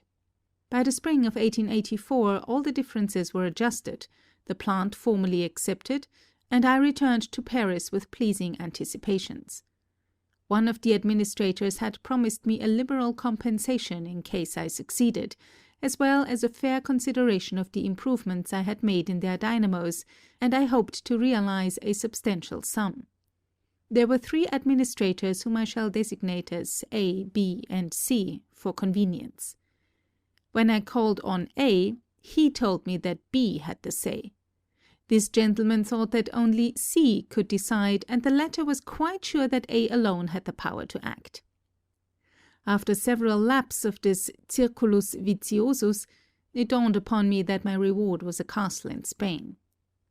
The utter failure of my attempts to raise capital for development was another disappointment, and when Mr. Batchelor pressed me to go to America with a view of redesigning the Edison machines, I determined to try my fortunes in the land of golden promise. But the chance was nearly missed. I liquefied my modest assets, secured accommodations, and found myself at the railroad station as the train was pulling out. At that moment I discovered that my money and tickets were gone. What to do was the question. Hercules had plenty of time to deliberate, but I had to decide while running alongside the train, with opposite feelings surging in my brain like condenser oscillation. Resolve, helped by dexterity, won out in the nick of time, and upon passing through the usual experiences, as trivial as unpleasant, I managed to embark for New York with the remnants of my belongings, some poems and articles I had written, and a package of calculations relating to solutions of an unsolvable integral, and to my flying machine. During the voyage I sat most of the time at the stern of the ship, watching for an opportunity to save somebody from a watery grave, without the slightest thought of danger. Later, when I had absorbed some of the practical American sense, I shivered at the recollection, and marveled at my former folly. Tesla in America. I wish that I could put in words my first impressions of this country. In the Arabian tales I read how genii transported people into a land of dreams to live through delightful adventures. My case was just the reverse. The genii had carried me from a world of dreams into one of realities. What I had left was beautiful, artistic, and fascinating in every way. What I saw here was machined, rough, and unattractive. A burly policeman was twirling his stick, which looked to me as big as a log. I approached him politely with the request to direct me. 6 blocks down, then to the left, he said, with murder in his eyes. Is this America? I asked myself in painful surprise. It is a century behind Europe in civilization. When I went abroad in 1889, 5 years having elapsed since my arrival here, I became convinced that it was more than 100 years ahead of Europe, and nothing has happened to this day to change my opinion. Tesla meets Edison. The meeting with Edison was a memorable event in my life. I was amazed at this wonderful man who, without early advantages and scientific training, had accomplished so much. I had studied a dozen languages, delved in literature and art, and had spent my best years in libraries reading all sorts of stuff that fell into my hands, from Newton's Principia to the novels of Paul de Kock, and felt that most of my life had been squandered. But it did not take long before I recognized that it was the best thing I could have done. Within a few weeks I had won Edison's confidence, and it came about in this way. The SS Oregon, the fastest passenger steamer at that time, had both of its lightning machines disabled and its sailing was delayed. As the superstructure had been built after their installation, it was impossible to remove them from the hold. The predicament was a serious one, and Edison was much annoyed. In the evening I took the necessary instruments with me and went aboard the vessel, where I stayed for the night. The dynamos were in bad conditions, having several short circuits and breaks, but with the assistance of the crew I succeeded in putting them in good shape. At 5 o'clock in the morning, when passing along Fifth Avenue on my way to the shop, I met Edison with Batchelor and a few others as they were returning home to retire. "Here is our Parisian running around at night," he said. When I told him that I was coming from the Oregon and had repaired both machines, he looked at me in silence and walked away without another word. But when he had gone some distance I heard him remark, "Batchelor, this is a damn good man," and from that time on I had fully freedom in directing the work. For nearly a year my regular hours were from 10 a.m. until 5 o'clock the next morning, without a day's exception. Edison said to me, "I have had many hard-working assistants, but you take the cake." During this period I designed 24 different types of standard machines with short cores and of uniform pattern which replaced the old ones. The manager had promised me $50,000 on the completion of this task, but it turned out to be a practical joke. This gave me a painful shock and I resigned my position. Immediately thereafter, some people approached me with the proposal of forming an arc-light company under my name, to which I agreed. Here finally was an opportunity to develop the motor, but when I broached the subject to my new associates, they said, "No, we want the arc lamp. We don't care for this alternating current of yours." In 1886 my system of arc lighting was perfected and adopted for factory and municipal lighting, and I was free, but with no other possession than a beautifully engraved certificate of stock of hypothetical value. Then followed a period of struggle in the new medium for which I was not fitted, but the reward came in the end, and in April 1887 the Tesla Electric Company was organized, providing a laboratory and facilities. The motors I built there were exactly as I had imagined them. I made no attempt to improve the design, but merely reproduced the pictures as they appeared to my vision, and the operation was always as I expected. In the early part of 1888, an arrangement was made with the Westinghouse Company for the manufacture of the motors on a large scale. But great difficulties had still to be overcome. My system was based on the use of low-frequency currents, and the Westinghouse experts had adopted 133 cycles with the object of securing advantages in the transformation. They did not want to depart from their standard forms of apparatus, and my efforts had to be concentrated upon adapting the motor to these conditions. Another necessity was to produce a motor capable of running efficiently at this frequency on 2 wires, which was not easy of accomplishment. At the close of 1889, however, my services in Pittsburgh being no longer essential, I returned to New York and resumed experimental work in a laboratory on Grant Street, where I began immediately the design of high-frequency machines. The problems of construction in this unexplored field were novel and quite peculiar, and I encountered many difficulties. I rejected the inductor type, fearing that it might not yield perfect sine waves, which were so important to resonant action. Had it not been for this, I could have saved myself a great deal of labor. Another discouraging factor of the high-frequency alternator seemed to be the inconstancy of speed, which threatened to impose serious limitations to its use. I had already noted in my demonstrations before the American Institution of Electrical Engineers that several times the tune was lost, necessitating readjustment, and did not yet foresee what I discovered long afterwards, a means of operating machines of this kind at a speed constant to such a degree as not to vary more than a small fraction of one revolution between the extremes of load. The invention of the Tesla coil. From many other considerations, it appeared desirable to invent a simpler device for the production of electric oscillations.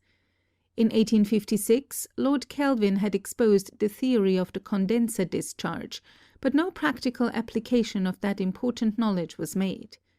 I saw the possibilities and undertook the development of induction apparatus on this principle. My progress was so rapid as to enable me to exhibit at my lecture in 1891 a coil giving sparks of 5 inches. On that occasion, I frankly told the engineers of a defect involved in the transformation by the new method, namely the loss in the spark gap. Subsequent investigation showed that no matter what medium is employed, be it air, hydrogen, mercury vapor, oil, or a stream of electrons, the efficiency is the same. It is a law very much like that governing the conversion of mechanical energy. We may drop a weight from a certain height vertically down or carry it to the lower level along any devious path. It is immaterial insofar as the amount of work is concerned. Fortunately, however, this drawback is not fatal, as by proper proportioning of the resonant circuits an efficiency of 85% is attainable. Since my early announcement of the invention, it has come into universal use and wrought a revolution in many departments. But a still greater future awaits it. When in 1900 I obtained powerful discharges of 100 feet and flashed a current around the globe, I was reminded of the first tiny spark I observed in my Grand Street laboratory, and was thrilled by sensations akin to those I felt when I discovered the rotating magnetic field. End of section 4.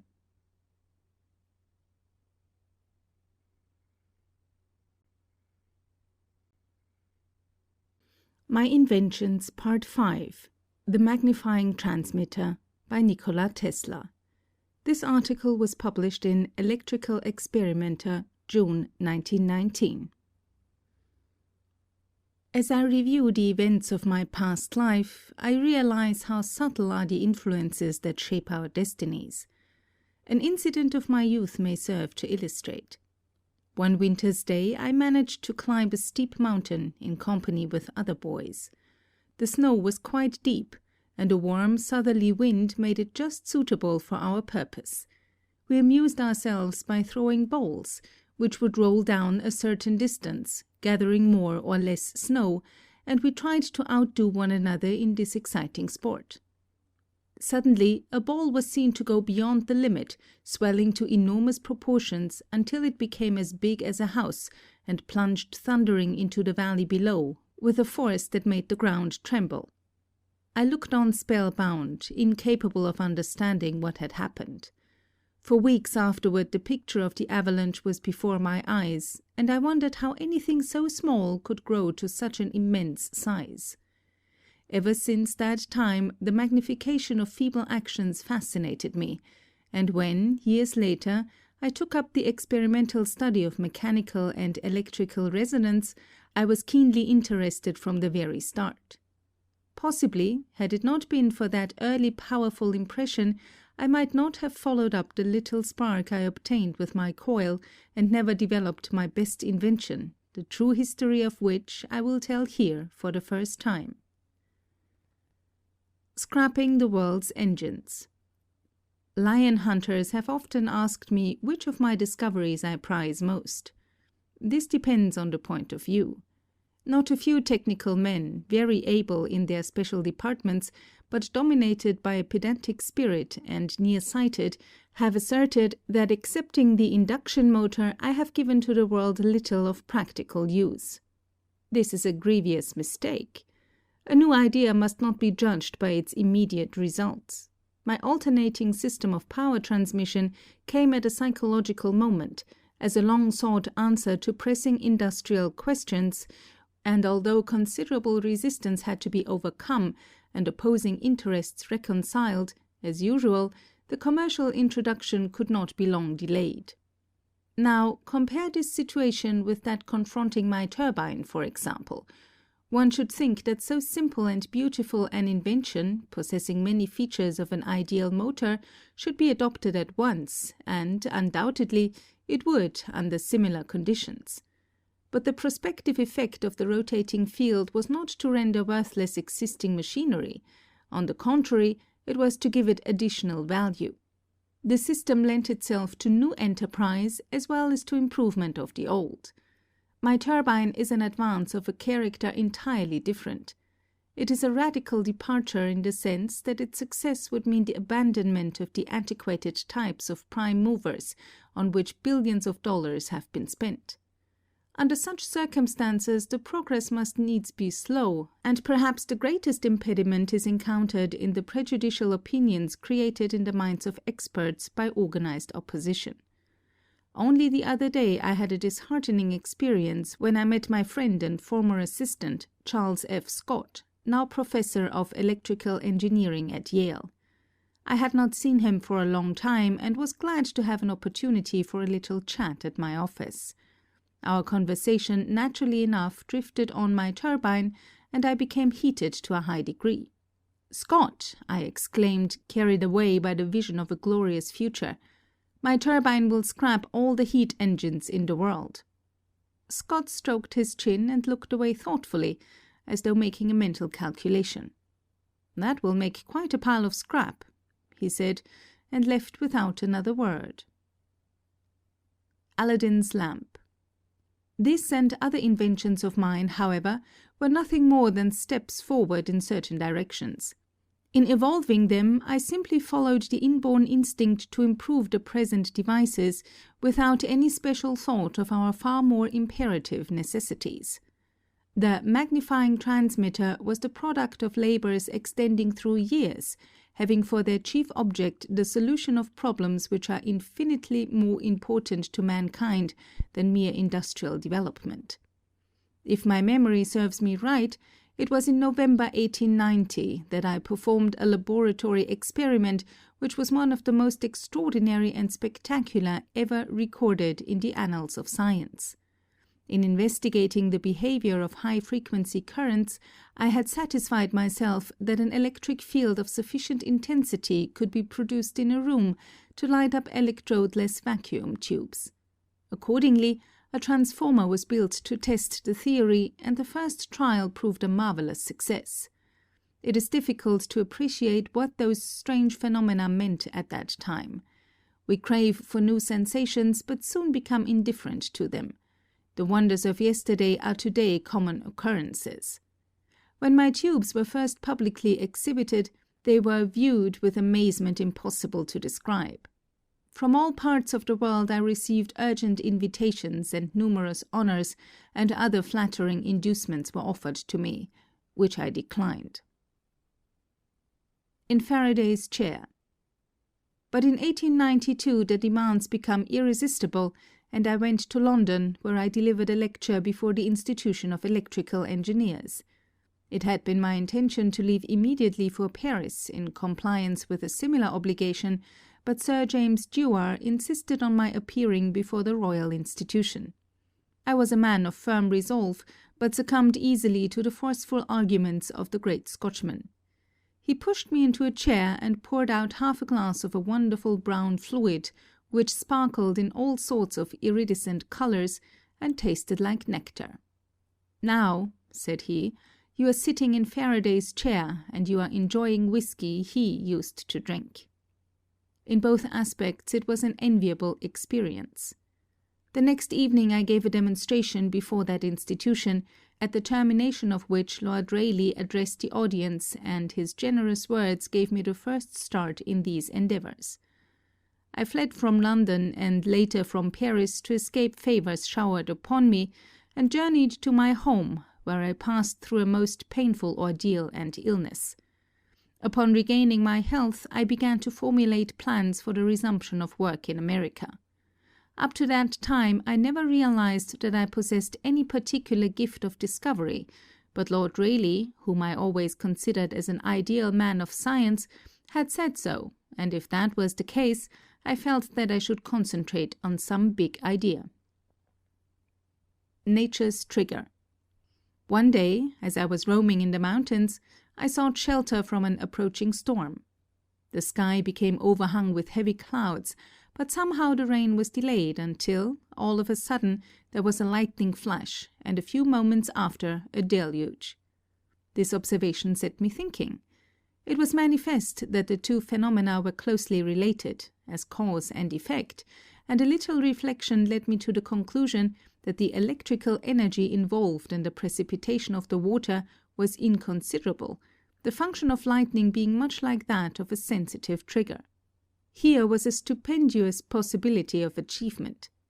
If we could produce electric effects of the required quality, this whole planet and the conditions of existence on it could be transformed.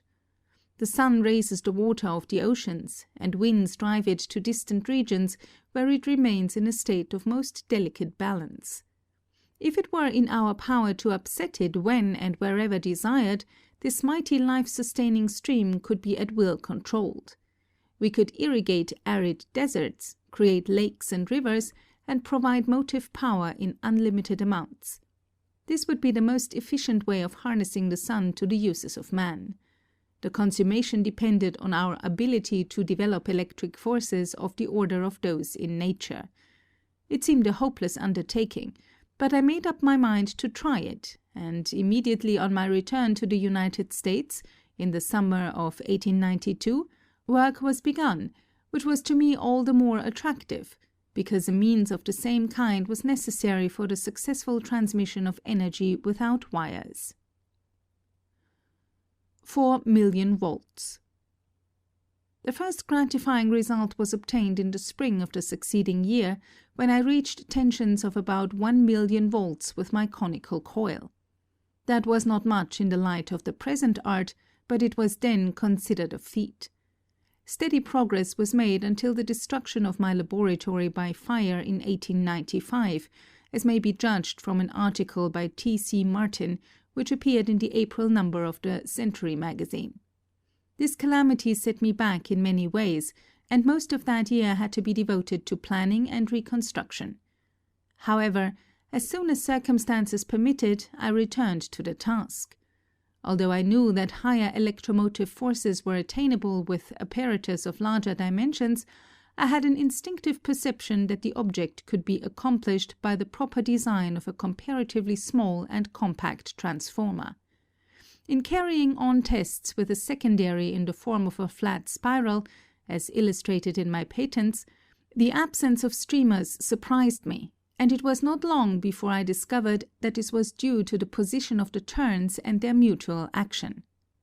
Profiting from this observation, I resorted to the use of a high-tension conductor, with turns of considerable diameter sufficiently separated to keep down the distributed capacity, while at the same time preventing undue accumulation of the charge at any point. The application of this principle enabled me to produce pressures of 4 million volts, which was about the limit obtainable in my new laboratory at Houston Street, as the discharges extended through a distance of 16 feet. A photograph of this transmitter was published in the Electrical Review of November 1898. In order to advance further along this line, I had to go into the open, and in the spring of 1899, having completed preparations for the erection of a wireless plant, I went to Colorado, where I remained for more than 1 year.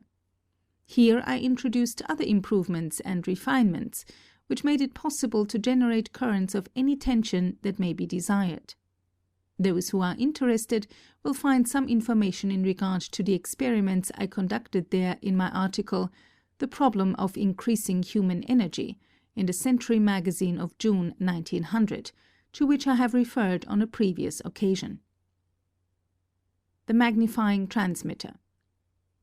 I have been asked by the electrical experimenter to be quite explicit on this subject, so that my young friends among the readers of the magazine will clearly understand the construction and operation of my magnifying transmitter and the purposes for which it is intended. Well then, in the first place it is a resonant transformer with a secondary in which the parts charged to a high potential are of considerable area and arranged in space along ideal enveloping surfaces of very large radii of curvature, and at proper distances from one another, thereby ensuring a small electric surface density everywhere, so that no leak can occur even if the conductor is bare. It is suitable for any frequency, from a few to many thousands of cycles per second, and can be used in the production of currents of tremendous volume and moderate pressure, or of smaller amperage and immense electromotive force. The maximum electric tension is merely dependent on the curvature of the surfaces on which the charged elements are situated, and the area of the latter. 100 million volts possible. Judging from my past experience, as much as 100 million volts are perfectly practicable. On the other hand, currents of many thousands of amperes may be obtained in the antenna. A plant of but very moderate dimensions is required for such performances. Theoretically, a terminal of less than 90 feet in diameter is sufficient to develop an electromotive force of that magnitude, while for antenna currents of from 2000 to 4000 amperes at the usual frequencies, it need not be larger than 30 feet in diameter. In a more restricted meaning, this wireless transmitter is one in which the Hertz wave radiation is an entirely negligible quantity as compared with the whole energy, under which condition the damping factor is extremely small and an enormous charge is stored in the elevated capacity. Such a circuit may then be excited with impulses of any kind, even of low frequency, and it will yield sinusoidal and continuous oscillations like those of an alternator. Taken in the narrowest significance of the term, however, it is a resonant transformer, which, besides possessing these qualities, is accurately proportioned to fit the globe and its electrical constants and properties, by virtue of which design it becomes highly efficient and effective in the wireless transmission of energy. Distance is then absolutely eliminated, there being no diminution in the intensity of the transmitted impulses. It is even possible to make the actions increase with the distance from the plant according to an exact mathematical law. This invention was one of a number comprised in my world system of wireless transmission, which I undertook to commercialize on my return to New York in 1900. As to the immediate purposes of my enterprise, they were clearly outlined in a technical statement of that period, from which I quote. The world system has resulted from a combination of several original discoveries made by the inventor in the course of long continued research and experimentation. It makes possible not only the instantaneous and precise wireless transmission of any kind of signals, messages, or characters to all parts of the world, but also the interconnection of the existing telegraph, telephone, and other signal stations without any change in their present equipment. By its means, for instance, a telephone subscriber here may call up and talk to any other subscriber on the globe. An inexpensive receiver, not bigger than a watch, will enable him to listen anywhere, on land or sea, to a speech delivered or music played in some other place, however distant. These examples are cited merely to give an idea of the possibilities of this great scientific advance, which annihilates distance and makes that perfect natural conductor, the Earth, available for all the innumerable purposes which human ingenuity has found for a line wire. One far-reaching result of this is that any device capable of being operated through one or more wires, at a distance obviously restricted, can likewise be actuated, without artificial conductors, and with the same facility and accuracy at distances to which there are no limits other than those imposed by the physical dimensions of the globe. Thus, not only will entirely new fields for commercial exploitation be opened up by this ideal method of transmission, but the old ones vastly extended. The world system is based on the application of the following important inventions and discoveries. 1. The Tesla transformer. This apparatus is in the production of electrical vibrations as revolutionary as gunpowder was in warfare. Currents many times stronger than ever generated in the usual ways, and sparks over 100 feet long have been produced by the inventor with an instrument of this kind. 2. The magnifying transmitter. This is Tesla's best invention, a peculiar transformer specially adapted to excite the Earth, which is in the transmission of electrical energy what the telescope is in astronomical observation. By the use of this marvelous device, he has already set up electrical movements of greater intensity than those of lightning, and passed a current sufficient to light more than 200 incandescent lamps around the globe. 3. The Tesla wireless system. This system comprises a number of improvements, and is the only means known for transmitting economically electrical energy to a distance without wires. Careful tests and measurements, in connection with an experimental station of great activity, erected by the inventor in Colorado, have demonstrated that power in any desired amount can be conveyed clear across the globe if necessary, with a loss not exceeding a few %. 4. The art of individualization. This invention of Tesla is to primitive tuning what refined language is to unarticulated expression. It makes possible the transmission of signals or messages absolutely secret and exclusive, both in the active and passive aspect, that is, non-interfering as well as non-interferable. Each signal is like an individual of unmistakable identity, and there is virtually no limit to the number of stations or instruments which can be simultaneously operated without the slightest mutual disturbance. 5. The terrestrial stationary waves. This wonderful discovery, popularly explained, means that the Earth is responsive to electrical vibrations of definite pitch, just as a tuning fork to certain waves of sound. These particular electrical vibrations, capable of powerfully exciting the globe, lend themselves to innumerable uses of great importance, commercially and in many other respects. The first world system power plant can be put in operation in 9 months. With this power plant, it will be practicable to attain electrical activities up to 10 million horsepower, and it is designed to serve for as many technical achievements as are possible without due expense. Among these, the following may be mentioned. 1. The interconnection of the existing telegraph exchanges or offices all over the world. 2. The establishment of a secret and non-interferable government telegraph service. 3. The interconnection of all the present telephone exchanges or offices on the globe. 4. The universal distribution of general news by telegraph or telephone in connection with the press. 5. The establishment of such a world system of intelligence transmission for exclusive private use. 6. The interconnection and operation of all stock tickers of the world. 7. The establishment of a world system of musical distribution, etc. 8. The universal registration of time by cheap clocks indicating the hour with astronomical precision and requiring no attention whatever. 9. The world transmission of typed or handwritten characters, letters, checks, etc. 10.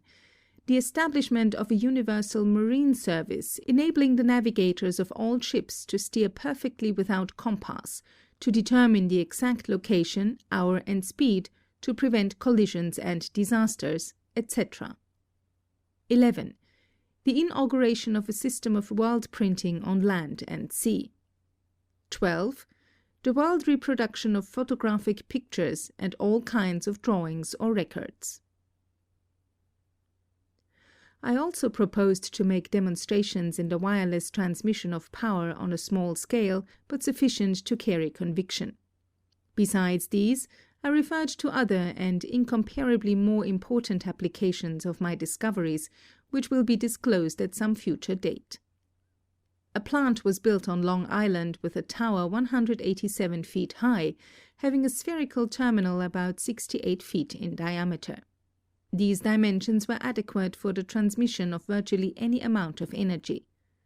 Originally only from 200 to 300 kilowatts were provided, but I intended to employ later several thousand horsepower. The transmitter was to emit a wave complex of special characteristics, and I had devised a unique method of telephonic control of any amount of energy. The tower was destroyed 2 years ago, but my projects are being developed and another one, improved in some features, will be constructed. On this occasion I would contradict the widely circulated report that the structure was demolished by the government, which owing to war conditions might have created prejudice in the minds of those who may not know that the papers, which 30 years ago conferred upon me the honor of American citizenship, are always kept in a safe, while my orders, diplomas, degrees, gold medals, and other distinctions are packed away in old trunks. If this report had a foundation, I would have been refunded a large sum of money, which I expended in the construction of the tower. On the contrary, it was in the interest of the government to preserve it, particularly as it would have made possible, to mention just one valuable result, the location of a submarine in any part of the world. My plant, services, and all my improvements have always been at the disposal of the officials, and ever since the outbreak of the European conflict, I have been working at a sacrifice on several inventions of mine relating to aerial navigation, ship propulsion, and wireless transmission, which are of the greatest importance to the country. Those who are well informed know that my ideas have revolutionized the industries of the United States, and I am not aware that there lives an inventor who has been, in this respect, as fortunate as myself, especially as regards the use of his improvements in the war. I have refrained from publicly expressing myself on this subject before, as it seemed improper to dwell on personal matters while all the world was in dire trouble. I would add further, in view of various rumors which have reached me, that Mr. J. Pierpont Morgan did not interest himself with me in a business way, but in the same large spirit in which he has assisted many other pioneers. He carried out his generous promise to the letter, and it would have been most unreasonable to expect from him anything more. He had the highest regard for my attainments, and gave me every evidence of his complete faith in my ability to ultimately achieve what I had set out to do. I am unwilling to accord to some small-minded and jealous individuals the satisfaction of having thwarted my efforts. These men are to me nothing more than microbes of a nasty disease. The project was retarded by laws of nature. The world was not prepared for it. It was too far ahead of time. But the same laws will prevail in the end and make it a triumphal success. End of section 5.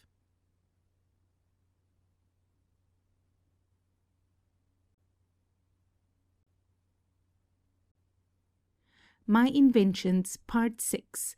The Art of Telatomatics by Nikola Tesla. This article was published in Electrical Experimenter, October 1919. No subject to which I have ever devoted myself has called for such concentration of mind and strained to so dangerous a degree the finest fibers of my brain as the system of which the magnifying transmitter is the foundation. I put all the intensity and vigor of youth in the development of the rotating field discoveries, but those early labors were of a different character. Although strenuous in the extreme, they did not involve that keen and exhausting discernment which had to be exercised in attacking the many puzzling problems of the wireless.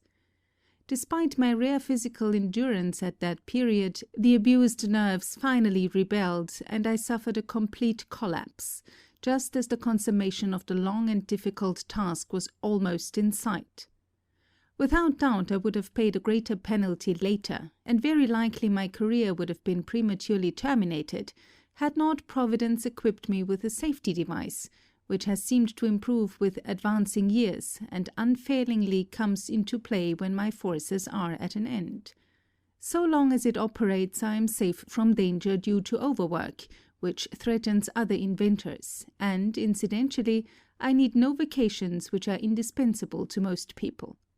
When I am all but used up, I simply do as the darkies, who naturally fall asleep while white folks worry. To venture a theory out of my sphere, the body probably accumulates little by little a definite quantity of some toxic agent, and I sink into a nearly lethargic state which lasts half an hour to the minute. Upon awakening, I have the sensation as though the events immediately preceding had occurred very long ago, and if I attempt to continue the interrupted train of thought, I feel a veritable mental nausea.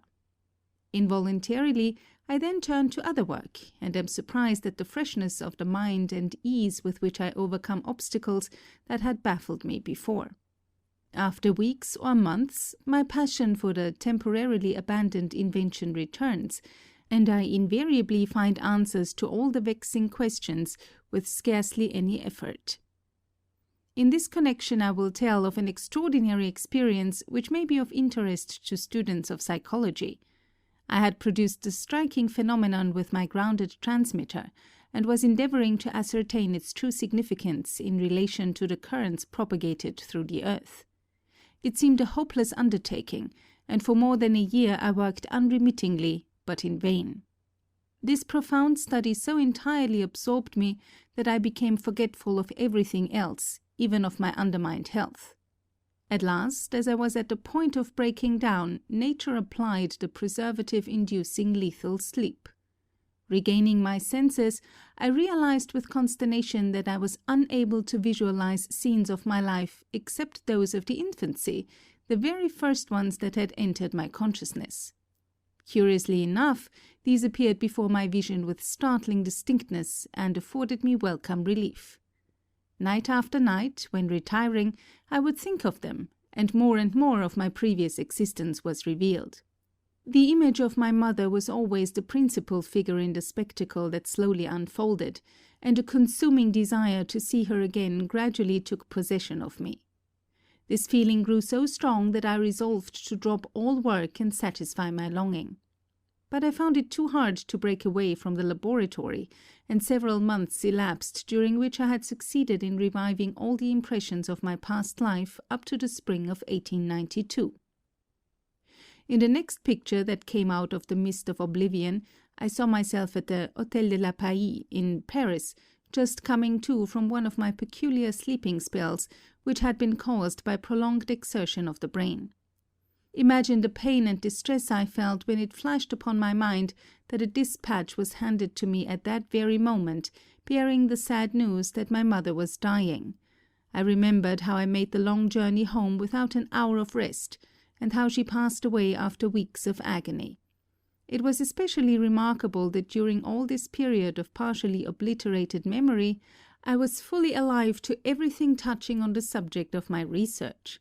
I could recall the smallest details and the least insignificant observations in my experiments, and even recite pages of text and complex mathematical formulae. My belief is firm in a law of compensation.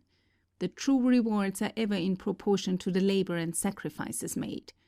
This is one of the reasons why I feel certain that of all my inventions, the magnifying transmitter will prove most important and valuable to future generations. I am prompted to this prediction not so much by thoughts of the commercial and industrial revolution which it will surely bring about, but of the humanitarian consequences of the many achievements it makes possible. Considerations of mere utility weigh little in the balance against the higher benefits of civilization. We are confronted with portentous problems which cannot be solved just by providing for our material existence, however abundantly. On the contrary, progress in this direction is fraught with hazards and perils not less menacing than those born from want and suffering.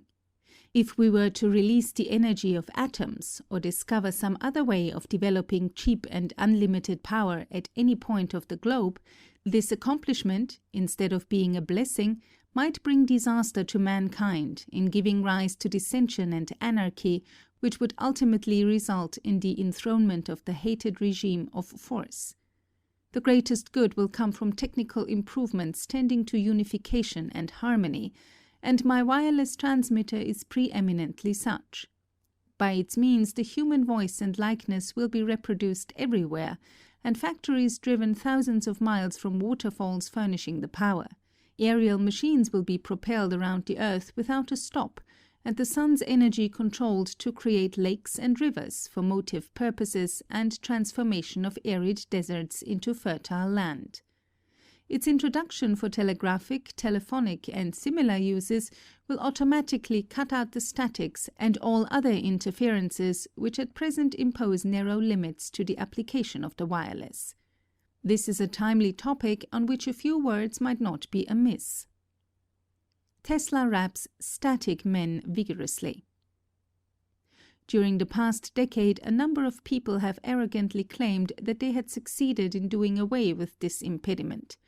I have carefully examined all of the arrangements described and tested most of them, long before they were publicly disclosed, but the finding was uniformly negative. A recent official statement from the U.S. Navy may, perhaps, have taught some beguilable news editors how to appraise these announcements at their real worth. As a rule, the attempts are based on theories so fallacious that whenever they come to my notice, I cannot help thinking in a lighter vein. Quite recently, a new discovery was heralded with a deafening flourish of trumpets, but it provided another case of a mountain bringing forth a mouse. This reminds me of an exciting incident which took place years ago when I was conducting my experiments with currents of high frequency. Steve Brody had just jumped off the Brooklyn Bridge. The feat has been vulgarized since by imitators, but the first report electrified New York. I was very impressionable then and frequently spoke of the daring printer. On a hot afternoon, I felt the necessity of refreshing myself and stepped into one of the popular 30,000 institutions of this great city where a delicious 12% beverage was served which can now be had only by making a trip to the poor and devastated countries of Europe. The attendance was large and not over-distinguished, and a matter was discussed which gave me an admirable opening for the careless remark, "This is what I said when I jumped off the bridge." No sooner had I uttered these words than I felt like the companion of Timotheus in the poem of Schiller. In an instant there was a pandemonium, and a dozen voices cried, "It is Brody!" I threw a quarter on the counter and bolted for the door, but the crowd was at my heels with yells, "Stop, Steve!" which must have been misunderstood, for many persons tried to hold me up as I ran frantically for my haven of refuge. By darting around corners I fortunately managed, through the medium of a fire escape, to reach the laboratory, where I threw off my coat, camouflaged myself as a hard-working blacksmith, and started the forge. But these precautions proved unnecessary. I had eluded my pursuers. For many years afterward, at night, when imagination turns into spectres the trifling troubles of the day, I often thought, as I tossed on the bed, what my fate would have been had that mob caught me and found out that I was not Steve Brody. Now, the engineer who lately gave an account before a technical body of a novel remedy against statics based on a heretofore unknown law of nature seems to have been as reckless as myself when he contended that these disturbances propagate up and down, while those of a transmitter proceed along the earth. It would mean that a condenser, as this globe, with its gaseous envelope, could be charged and discharged in a manner quite contrary to the fundamental teachings propounded in every elementary textbook of physics.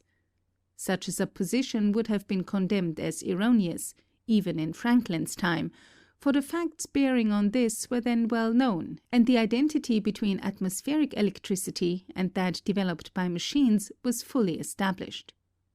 Obviously, natural and artificial disturbances propagate through the earth and the air in exactly the same way, and both set up electromotive forces in the horizontal as well as vertical sense.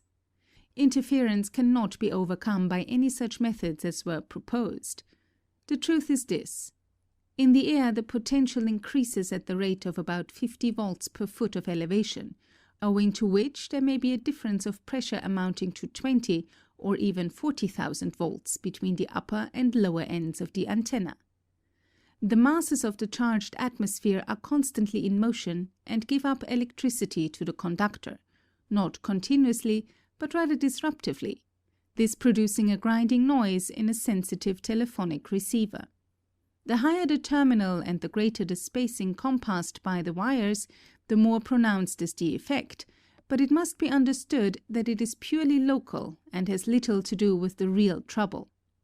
In 1900, while perfecting my wireless system, one form of apparatus comprised 4 antennae.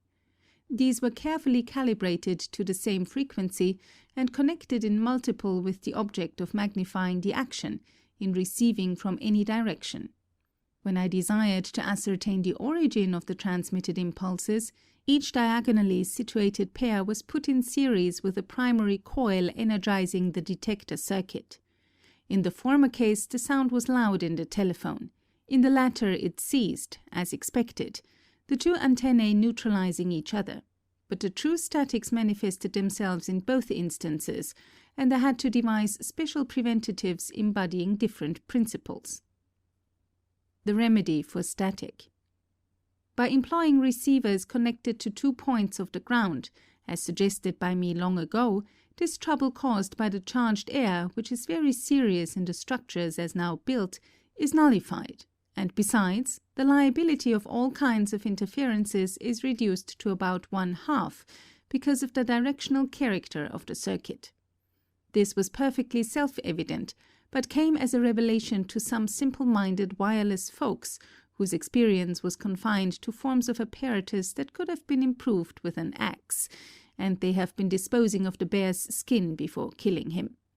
If it were true that strays performed such antics, it would be easy to get rid of them by receiving without aerials. But, as a matter of fact, a wire buried in the ground, which, conforming to this view, should be absolutely immune, is more susceptible to certain extraneous impulses than one placed vertically in the air. To state it fairly, a slight progress has been made, but not by virtue of any particular method or device. It was achieved simply by discarding the enormous structures, which are bad enough for transmission, but wholly unsuitable for reception, and adopting a more appropriate type of receiver. As I pointed out in a previous article, to dispose of this difficulty for good, a radical change must be made in the system, and the sooner this is done, the better. Radio government control not wanted. It would be calamitous indeed if at this time, when the art is in its infancy, and the vast majority, not excepting even experts, have no conception of its ultimate possibilities, a measure would be rushed through the legislature, making it a government monopoly. This was proposed a few weeks ago by Secretary Daniels, and no doubt that distinguished official has made his appeal to the Senate and House of Representatives with sincere conviction.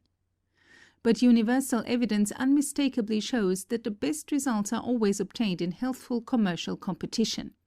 There are, however, exceptional reasons why wireless should be given the fullest freedom of development.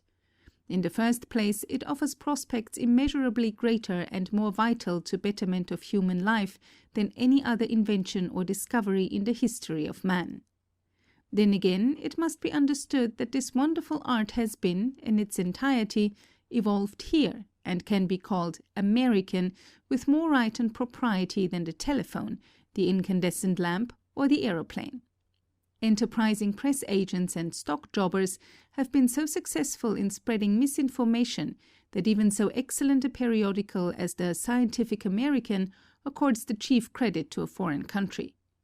The Germans, of course, gave us the Hertz waves, and the Russian, English, French, and Italian experts were quick in using them for signaling purposes. It was an obvious application of the new agent, and accomplished with the old classical and unimproved induction coil, scarcely anything more than another kind of heliography. The radius of transmission was very limited, the results attained of little value, and the Hertz oscillations, as a means for conveying intelligence, could have been advantageously replaced by sound waves, which I advocated in 1891. Moreover, all of these attempts were made 3 years after the basic principles of the wireless system, which is universally employed today, and its potent instrumentalities had been clearly described and developed in America. No trace of those Hertzian appliances and methods remains today. We have proceeded in the very opposite direction, and what has been done is the product of the brains and efforts of citizens of this country. The fundamental patents have expired, and the opportunities are open to all. The chief argument of the Secretary is based on interference. According to his statement, reported in the New York Herald of July 29th, signals from a powerful station can be intercepted in every village of the world. In view of this fact, which was demonstrated in my experiments of 1900, it would be of little use to impose restrictions in the United States. America first.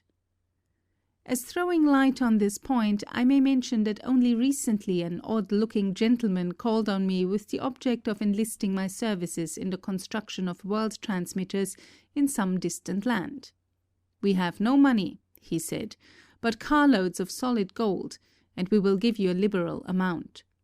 I told him that I wanted to see first what will be done with my inventions in America, and this ended the interview. But I am satisfied that some dark forces are at work, and as time goes on, the maintenance of continuous communication will be rendered more difficult. The only remedy is a system immune against interruption. It has been perfected, it exists, and all that is necessary is to put it in operation. The terrible conflict is still uppermost in the minds, and perhaps the greatest importance will be attached to the magnifying transmitter as a machine for attack and defense, more particularly in connection with telautomatics. This invention is a logical outcome of observations begun in my boyhood and continued throughout my life. When the first results were published, the Electrical Review started editorially that it would become one of the most potent factors in the advance and civilization of mankind. The time is not distant when this prediction will be fulfilled. In 1898 and 1900 it was offered to the government, and might have been adopted, were I one of those who would go to Alexander's shepherd when they want a favor from Alexander. At that time, I really thought that it would abolish war because of its unlimited destructiveness and exclusion of the personal element of combat. But while I have not lost faith in its potentialities, my views have changed since. The road to permanent peace. War cannot be avoided until the physical cause for its recurrence is removed, and this, in the last analysis, is the vast extent of the planet on which we live. Only through annihilation of distance in every respect, as the conveyance of intelligence, transport of passengers and supplies, and transmission of energy, will conditions be brought about some day, ensuring permanency of friendly relations. What we now want most is closer contact and better understanding between individuals and communities all over the earth, and the elimination of that fanatic devotion to exalted ideals of national egoism and pride, which is always prone to plunge the world into primeval barbarism and strife. No league or parliamentary act of any kind will ever prevent such a calamity. These are only new devices for putting the weak at the mercy of the strong. I have expressed myself in this regard 14 years ago, when a combination of a few leading governments, a sort of holy alliance, was advocated by the late Andrew Carnegie, who may be fairly considered as the father of this idea, having given to it more publicity and impetus than anybody else prior to the efforts of the President. While it cannot be denied that such a pact might be of material advantage to some less fortunate peoples, it cannot attain the chief object sought. Peace can only come as a natural consequence of universal enlightenment and merging of races, and we are still far from this blissful realization.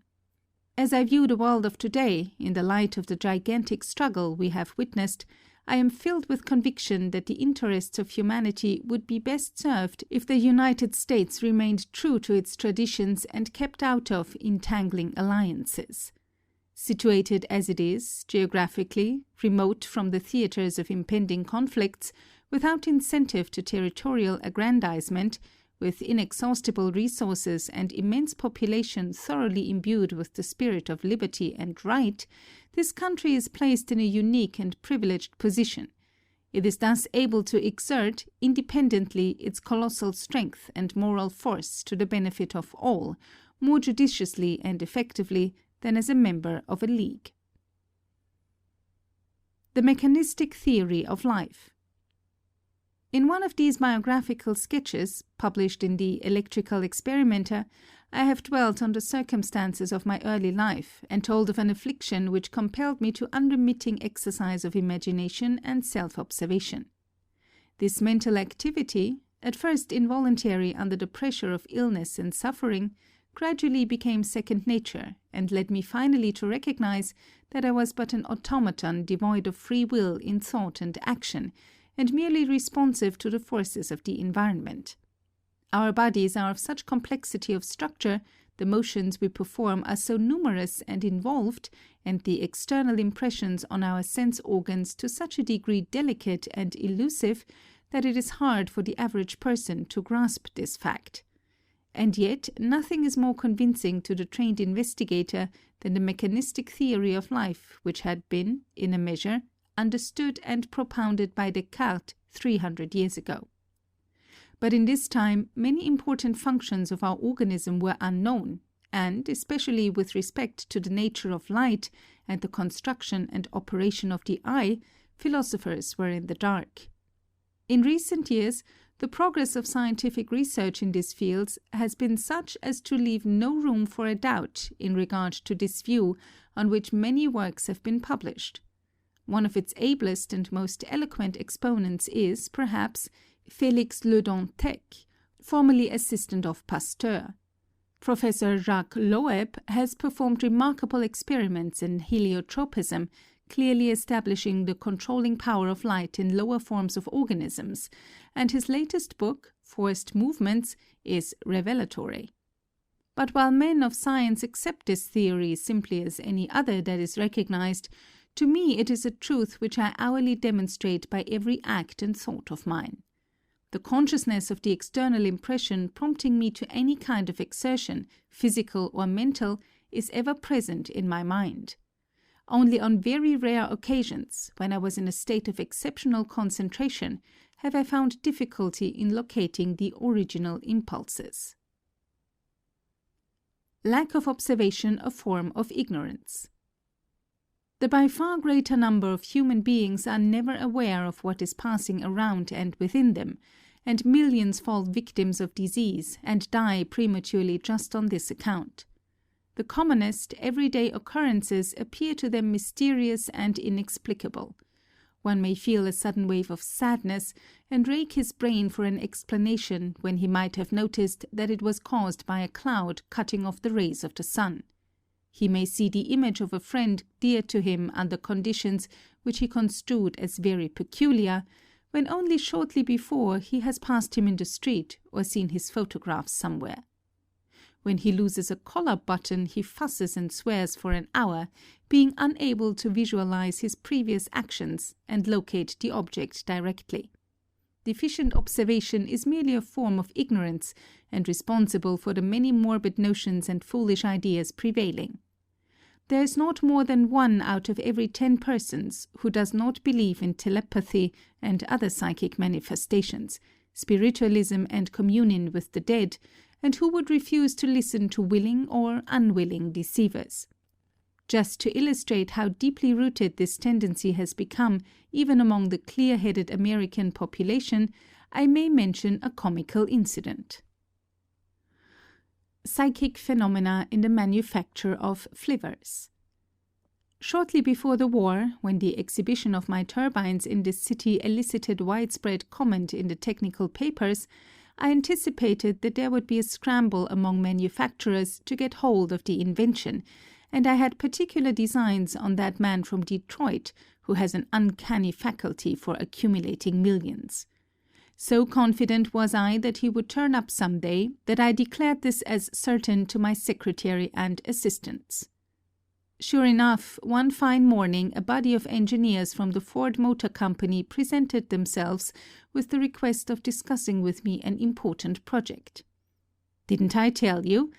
I remarked triumphantly to my employees, and one of them said, "You are amazing, Mr. Tesla. Everything comes out exactly as you predict." As soon as these hard-headed men were seated, I, of course, immediately began to extol the wonderful features of my turbine, when the spokesman interrupted me and said, "We know all about this, but we are on a special errand.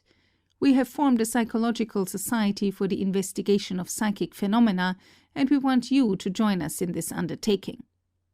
I suppose those engineers never knew how near they came to being fired out of my office. Confuting Spiritism.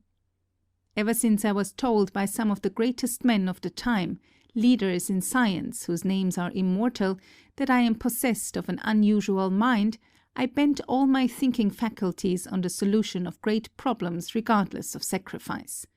For many years I endeavored to solve the enigma of death, and watched eagerly for every kind of spiritual indication.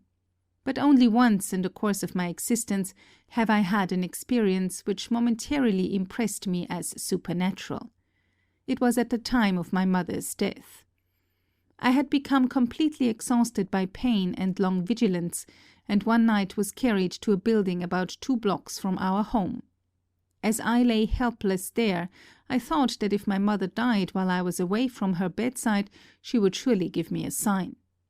2 or 3 months before, I was in London in company with my late friend Sir William Crookes, when spiritualism was discussed, and I was under the full sway of these thoughts. I might not have paid attention to other men, but was susceptible to his arguments, as it was his epochal work on radiant matter, which I had read as a student, that made me embrace the electrical career. I reflected that the conditions for a look into the beyond were most favorable, for my mother was a woman of genius and particularly excelling in the powers of intuition. During the whole night every fibre in my brain was strained in expectancy, but nothing happened until early in the morning, when I fell in a sleep, or perhaps a swoon, and saw a cloud carrying angelic figures of marvellous beauty, one of whom gazed upon me lovingly and gradually assumed the features of my mother. The appearance slowly floated across the room and vanished, and I was awakened by an indescribably sweet song of many voices. In that instant a certitude which no words can impress came upon me that my mother had just died. And that was true.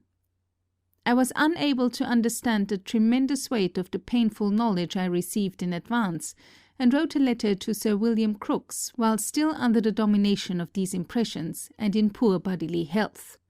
When I recovered, I sought for a long time the external cause of this strange manifestation, and, to my great relief, I succeeded after many months of fruitless effort. I had seen the painting of a celebrated artist, representing allegorically one of the seasons in the form of a cloud with a group of angels, which seemed to actually float in the air, and this had struck me forcefully. It was exactly the same that appeared in my dream, with the exception of my mother's likeness. The music came from the choir in the church nearby at the early Mass of Easter morning, explaining everything satisfactorily in conformity with scientific facts. This occurred long ago, and I have never had the faintest reason since to change my views on psychical and spiritual phenomena, for which there is absolutely no foundation. The belief in these is the natural outgrowth of intellectual development. Religious dogmas are no longer accepted in their orthodox meaning, but every individual clings to faith in a supreme power of some kind. We all must have an ideal to govern our conduct and ensure contentment, but it is immaterial whether it be one of creed, art, science, or anything else, so long as it fulfills the function of a dematerializing force. It is essential to the peaceful existence of humanity as a whole that one common conception should prevail. Tesla's astounding discovery. While I have failed to obtain any evidence in support of the contentions of psychologists and spiritualists, I have proved to my complete satisfaction the automatism of life, not only through continuous observations of individual actions, but even more conclusively through certain generalizations. These amount to a discovery which I consider of the greatest moment to human society, and on which I shall briefly dwell. I got the first inkling of this astounding truth when I was still a very young man, but for many years I interpreted what I noted simply as coincidences. Namely, whenever either myself, or a person to whom I was attached, or a cause to which I was devoted, was hurt by others in a particular way, which might be best properly characterized as the most unfair imaginable, I experienced a singular and undefinable pain, which, for want of a better term, I have qualified as cosmic, and shortly thereafter, and invariably, those who had inflicted it came to grief.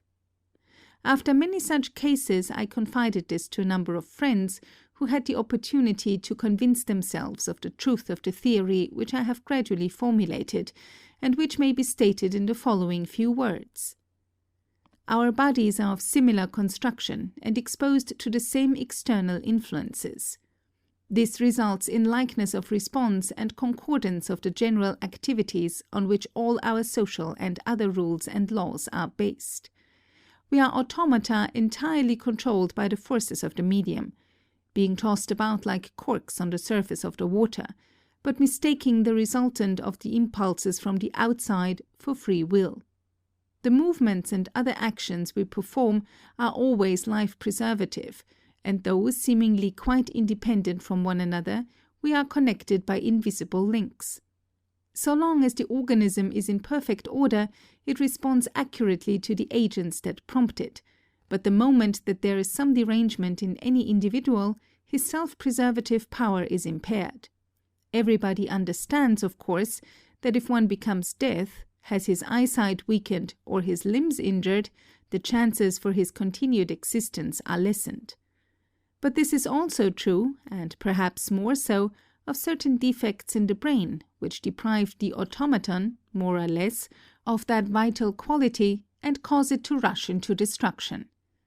A very sensitive and observant being, with his highly developed mechanism all intact, and acting with precision in obedience to the changing conditions of the environment, is endowed with a transcending mechanical sense, enabling him to evade perils too subtle to be directly perceived. When he comes in contact with others whose controlling organs are radically faulty, that sense asserts itself, and he feels the cosmic pain. The truth of this has been borne out in hundreds of instances, and I am inviting other students of nature to devote attention to this subject, believing that through combined and systematic effort, results of incalculable value to the world will be obtained. Dr. Tesla's first automaton. The idea of constructing an automaton to bear out my theory presented itself to me early, but I did not begin active work until 1893, when I started my wireless investigations.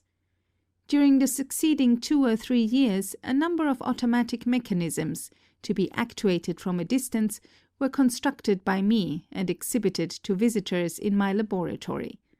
In 1896, however, I designed a complete machine capable of a multitude of operations, but the consummation of my labors was delayed until late 1897. This machine was illustrated and described in my article in the Century magazine of June 1900 and other periodicals of that time, and, when first shown in the beginnings of 1898, it created a sensation such as no other invention of mine has ever produced. In November 1898, a basic patent on the novel art was granted to me, but only after the examiner-in-chief had come to New York and witnessed the performance, for what I claimed seemed unbelievable. I remember that when later I called on an official in Washington, with a view of offering the invention to the government, he burst out in laughter upon my telling him what I had accomplished. Nobody thought then that there was the faintest prospect of perfecting such a device. It is unfortunate that in this patent, following the advice of my attorneys, I indicated the control as being effected through the medium of a single circuit and a well-known form of detector, for the reason that I had not yet secured protection on my methods and apparatus for individualization. As a matter of fact, my boats were controlled through the joint action of several circuits, and interference of every kind was excluded. Most generally, I employed receiving circuits in the form of loops, including condensers, because the discharges of my high-tension transmitter ionizing the air in the hall, so that even a very small aerial would draw electricity from the surrounding atmosphere for hours. Just to give an idea, I found, for instance, that a bulb 12 inches in diameter, highly exhausted, and with one single terminal to which a short wire was attached, would deliver well onto 1,000 successive flashes before all charge of the air in the laboratory was neutralized. The loop form of receiver was not sensitive to such a disturbance, and it is curious to note that it is becoming popular at this late date. In reality, it collects much less energy than the aerials or a long-grounded wire, but it so happens that it does away with a number of defects inherent to the present wireless devices. In demonstrating my invention before audiences, the visitors were requested to ask any questions, however involved, and the automaton would answer them by signs. This was considered magic at that time, but was extremely simple, for it was myself who gave the replies by means of the device. At the same period, another larger tetotomatic boat was constructed, a photograph of which is shown in this number of the Electrical Experimenter. It was controlled by loops, having several turns placed in the hull, which was made entirely watertight and capable of submergence. The apparatus was similar to that used in the first, with the exception of certain special features I introduced, as, for example, incandescent lamps which afforded a visible evidence of the proper functioning of the machine. Telautomatics of the future. These automata, controlled within the range of vision of the operator, were, however, the first and rather crude steps in the evolution of the art of telautomatics as I had conceived it. The next logical improvement was its application to automatic mechanisms beyond the limits of vision and at a great distance from the center of control, and I have ever since advocated their employment as instruments of warfare in preference to guns. The importance of this now seems to be recognized, if I am to judge from casual announcements through the press of achievements which are said to be extraordinary, but contain no merit of novelty whatever. In an imperfect manner it is practicable, with the existing wireless plants, to launch an aeroplane, have it follow a certain approximate course, and perform some operation at a distance of many hundreds of miles. A machine of this kind can also be mechanically controlled in several ways, and I have no doubt that it may prove of some usefulness in war. But there are, to my best knowledge, no instrumentalities in existence today with which such an object could be accomplished in a precise manner. I have devoted years of study to this matter, and have evolved means, making such and greater wonders easily realizable. As stated on a previous occasion, when I was a student at college, I conceived a flying machine quite unlike the present ones. The underlying principle was sound, but could not be carried into practice for want of a prime mover of sufficiently great activity. In recent years I have successfully solved this problem, and I am now planning aerial machines devoid of sustaining planes, ailerons, propellers, and other external attachments, which will be capable of immense speeds, and are very likely to furnish powerful arguments for peace in the near future. Such a machine, sustained and propelled entirely by reaction, is shown on one of the pages, and is supposed to be controlled either mechanically or by wireless energy. By installing proper plants, it will be practicable to project a missile of this kind into the air and drop it almost on the very spot designated, which may be thousands of miles away. But we are not going to stop at this. Telautomata will be ultimately produced, capable of acting as if possessed of their own intelligence, and their advent will create a revolution. As early as 1898, I proposed to representatives of a large manufacturing concern the construction and public exhibition of an automobile carriage, which, left to itself, would perform a great variety of operations, involving something akin to judgment. But my proposal was deemed chimerical at that time, and nothing came from it.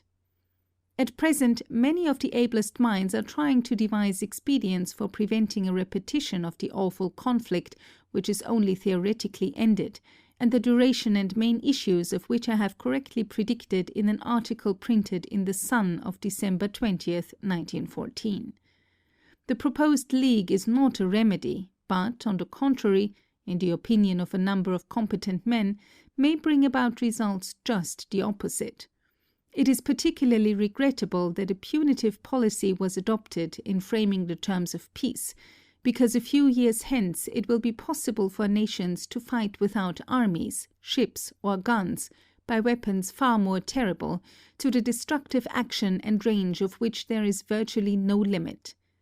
Any city, at a distance whatsoever from the enemy, can be destroyed by him, and no power on earth can stop him from doing so. If we want to avert an impending calamity and a state of things which may transform this globe into an inferno, we should push the development of flying machines and wireless transmission of energy without an instant's delay, and with all the power and resources of the nation. End of section 6.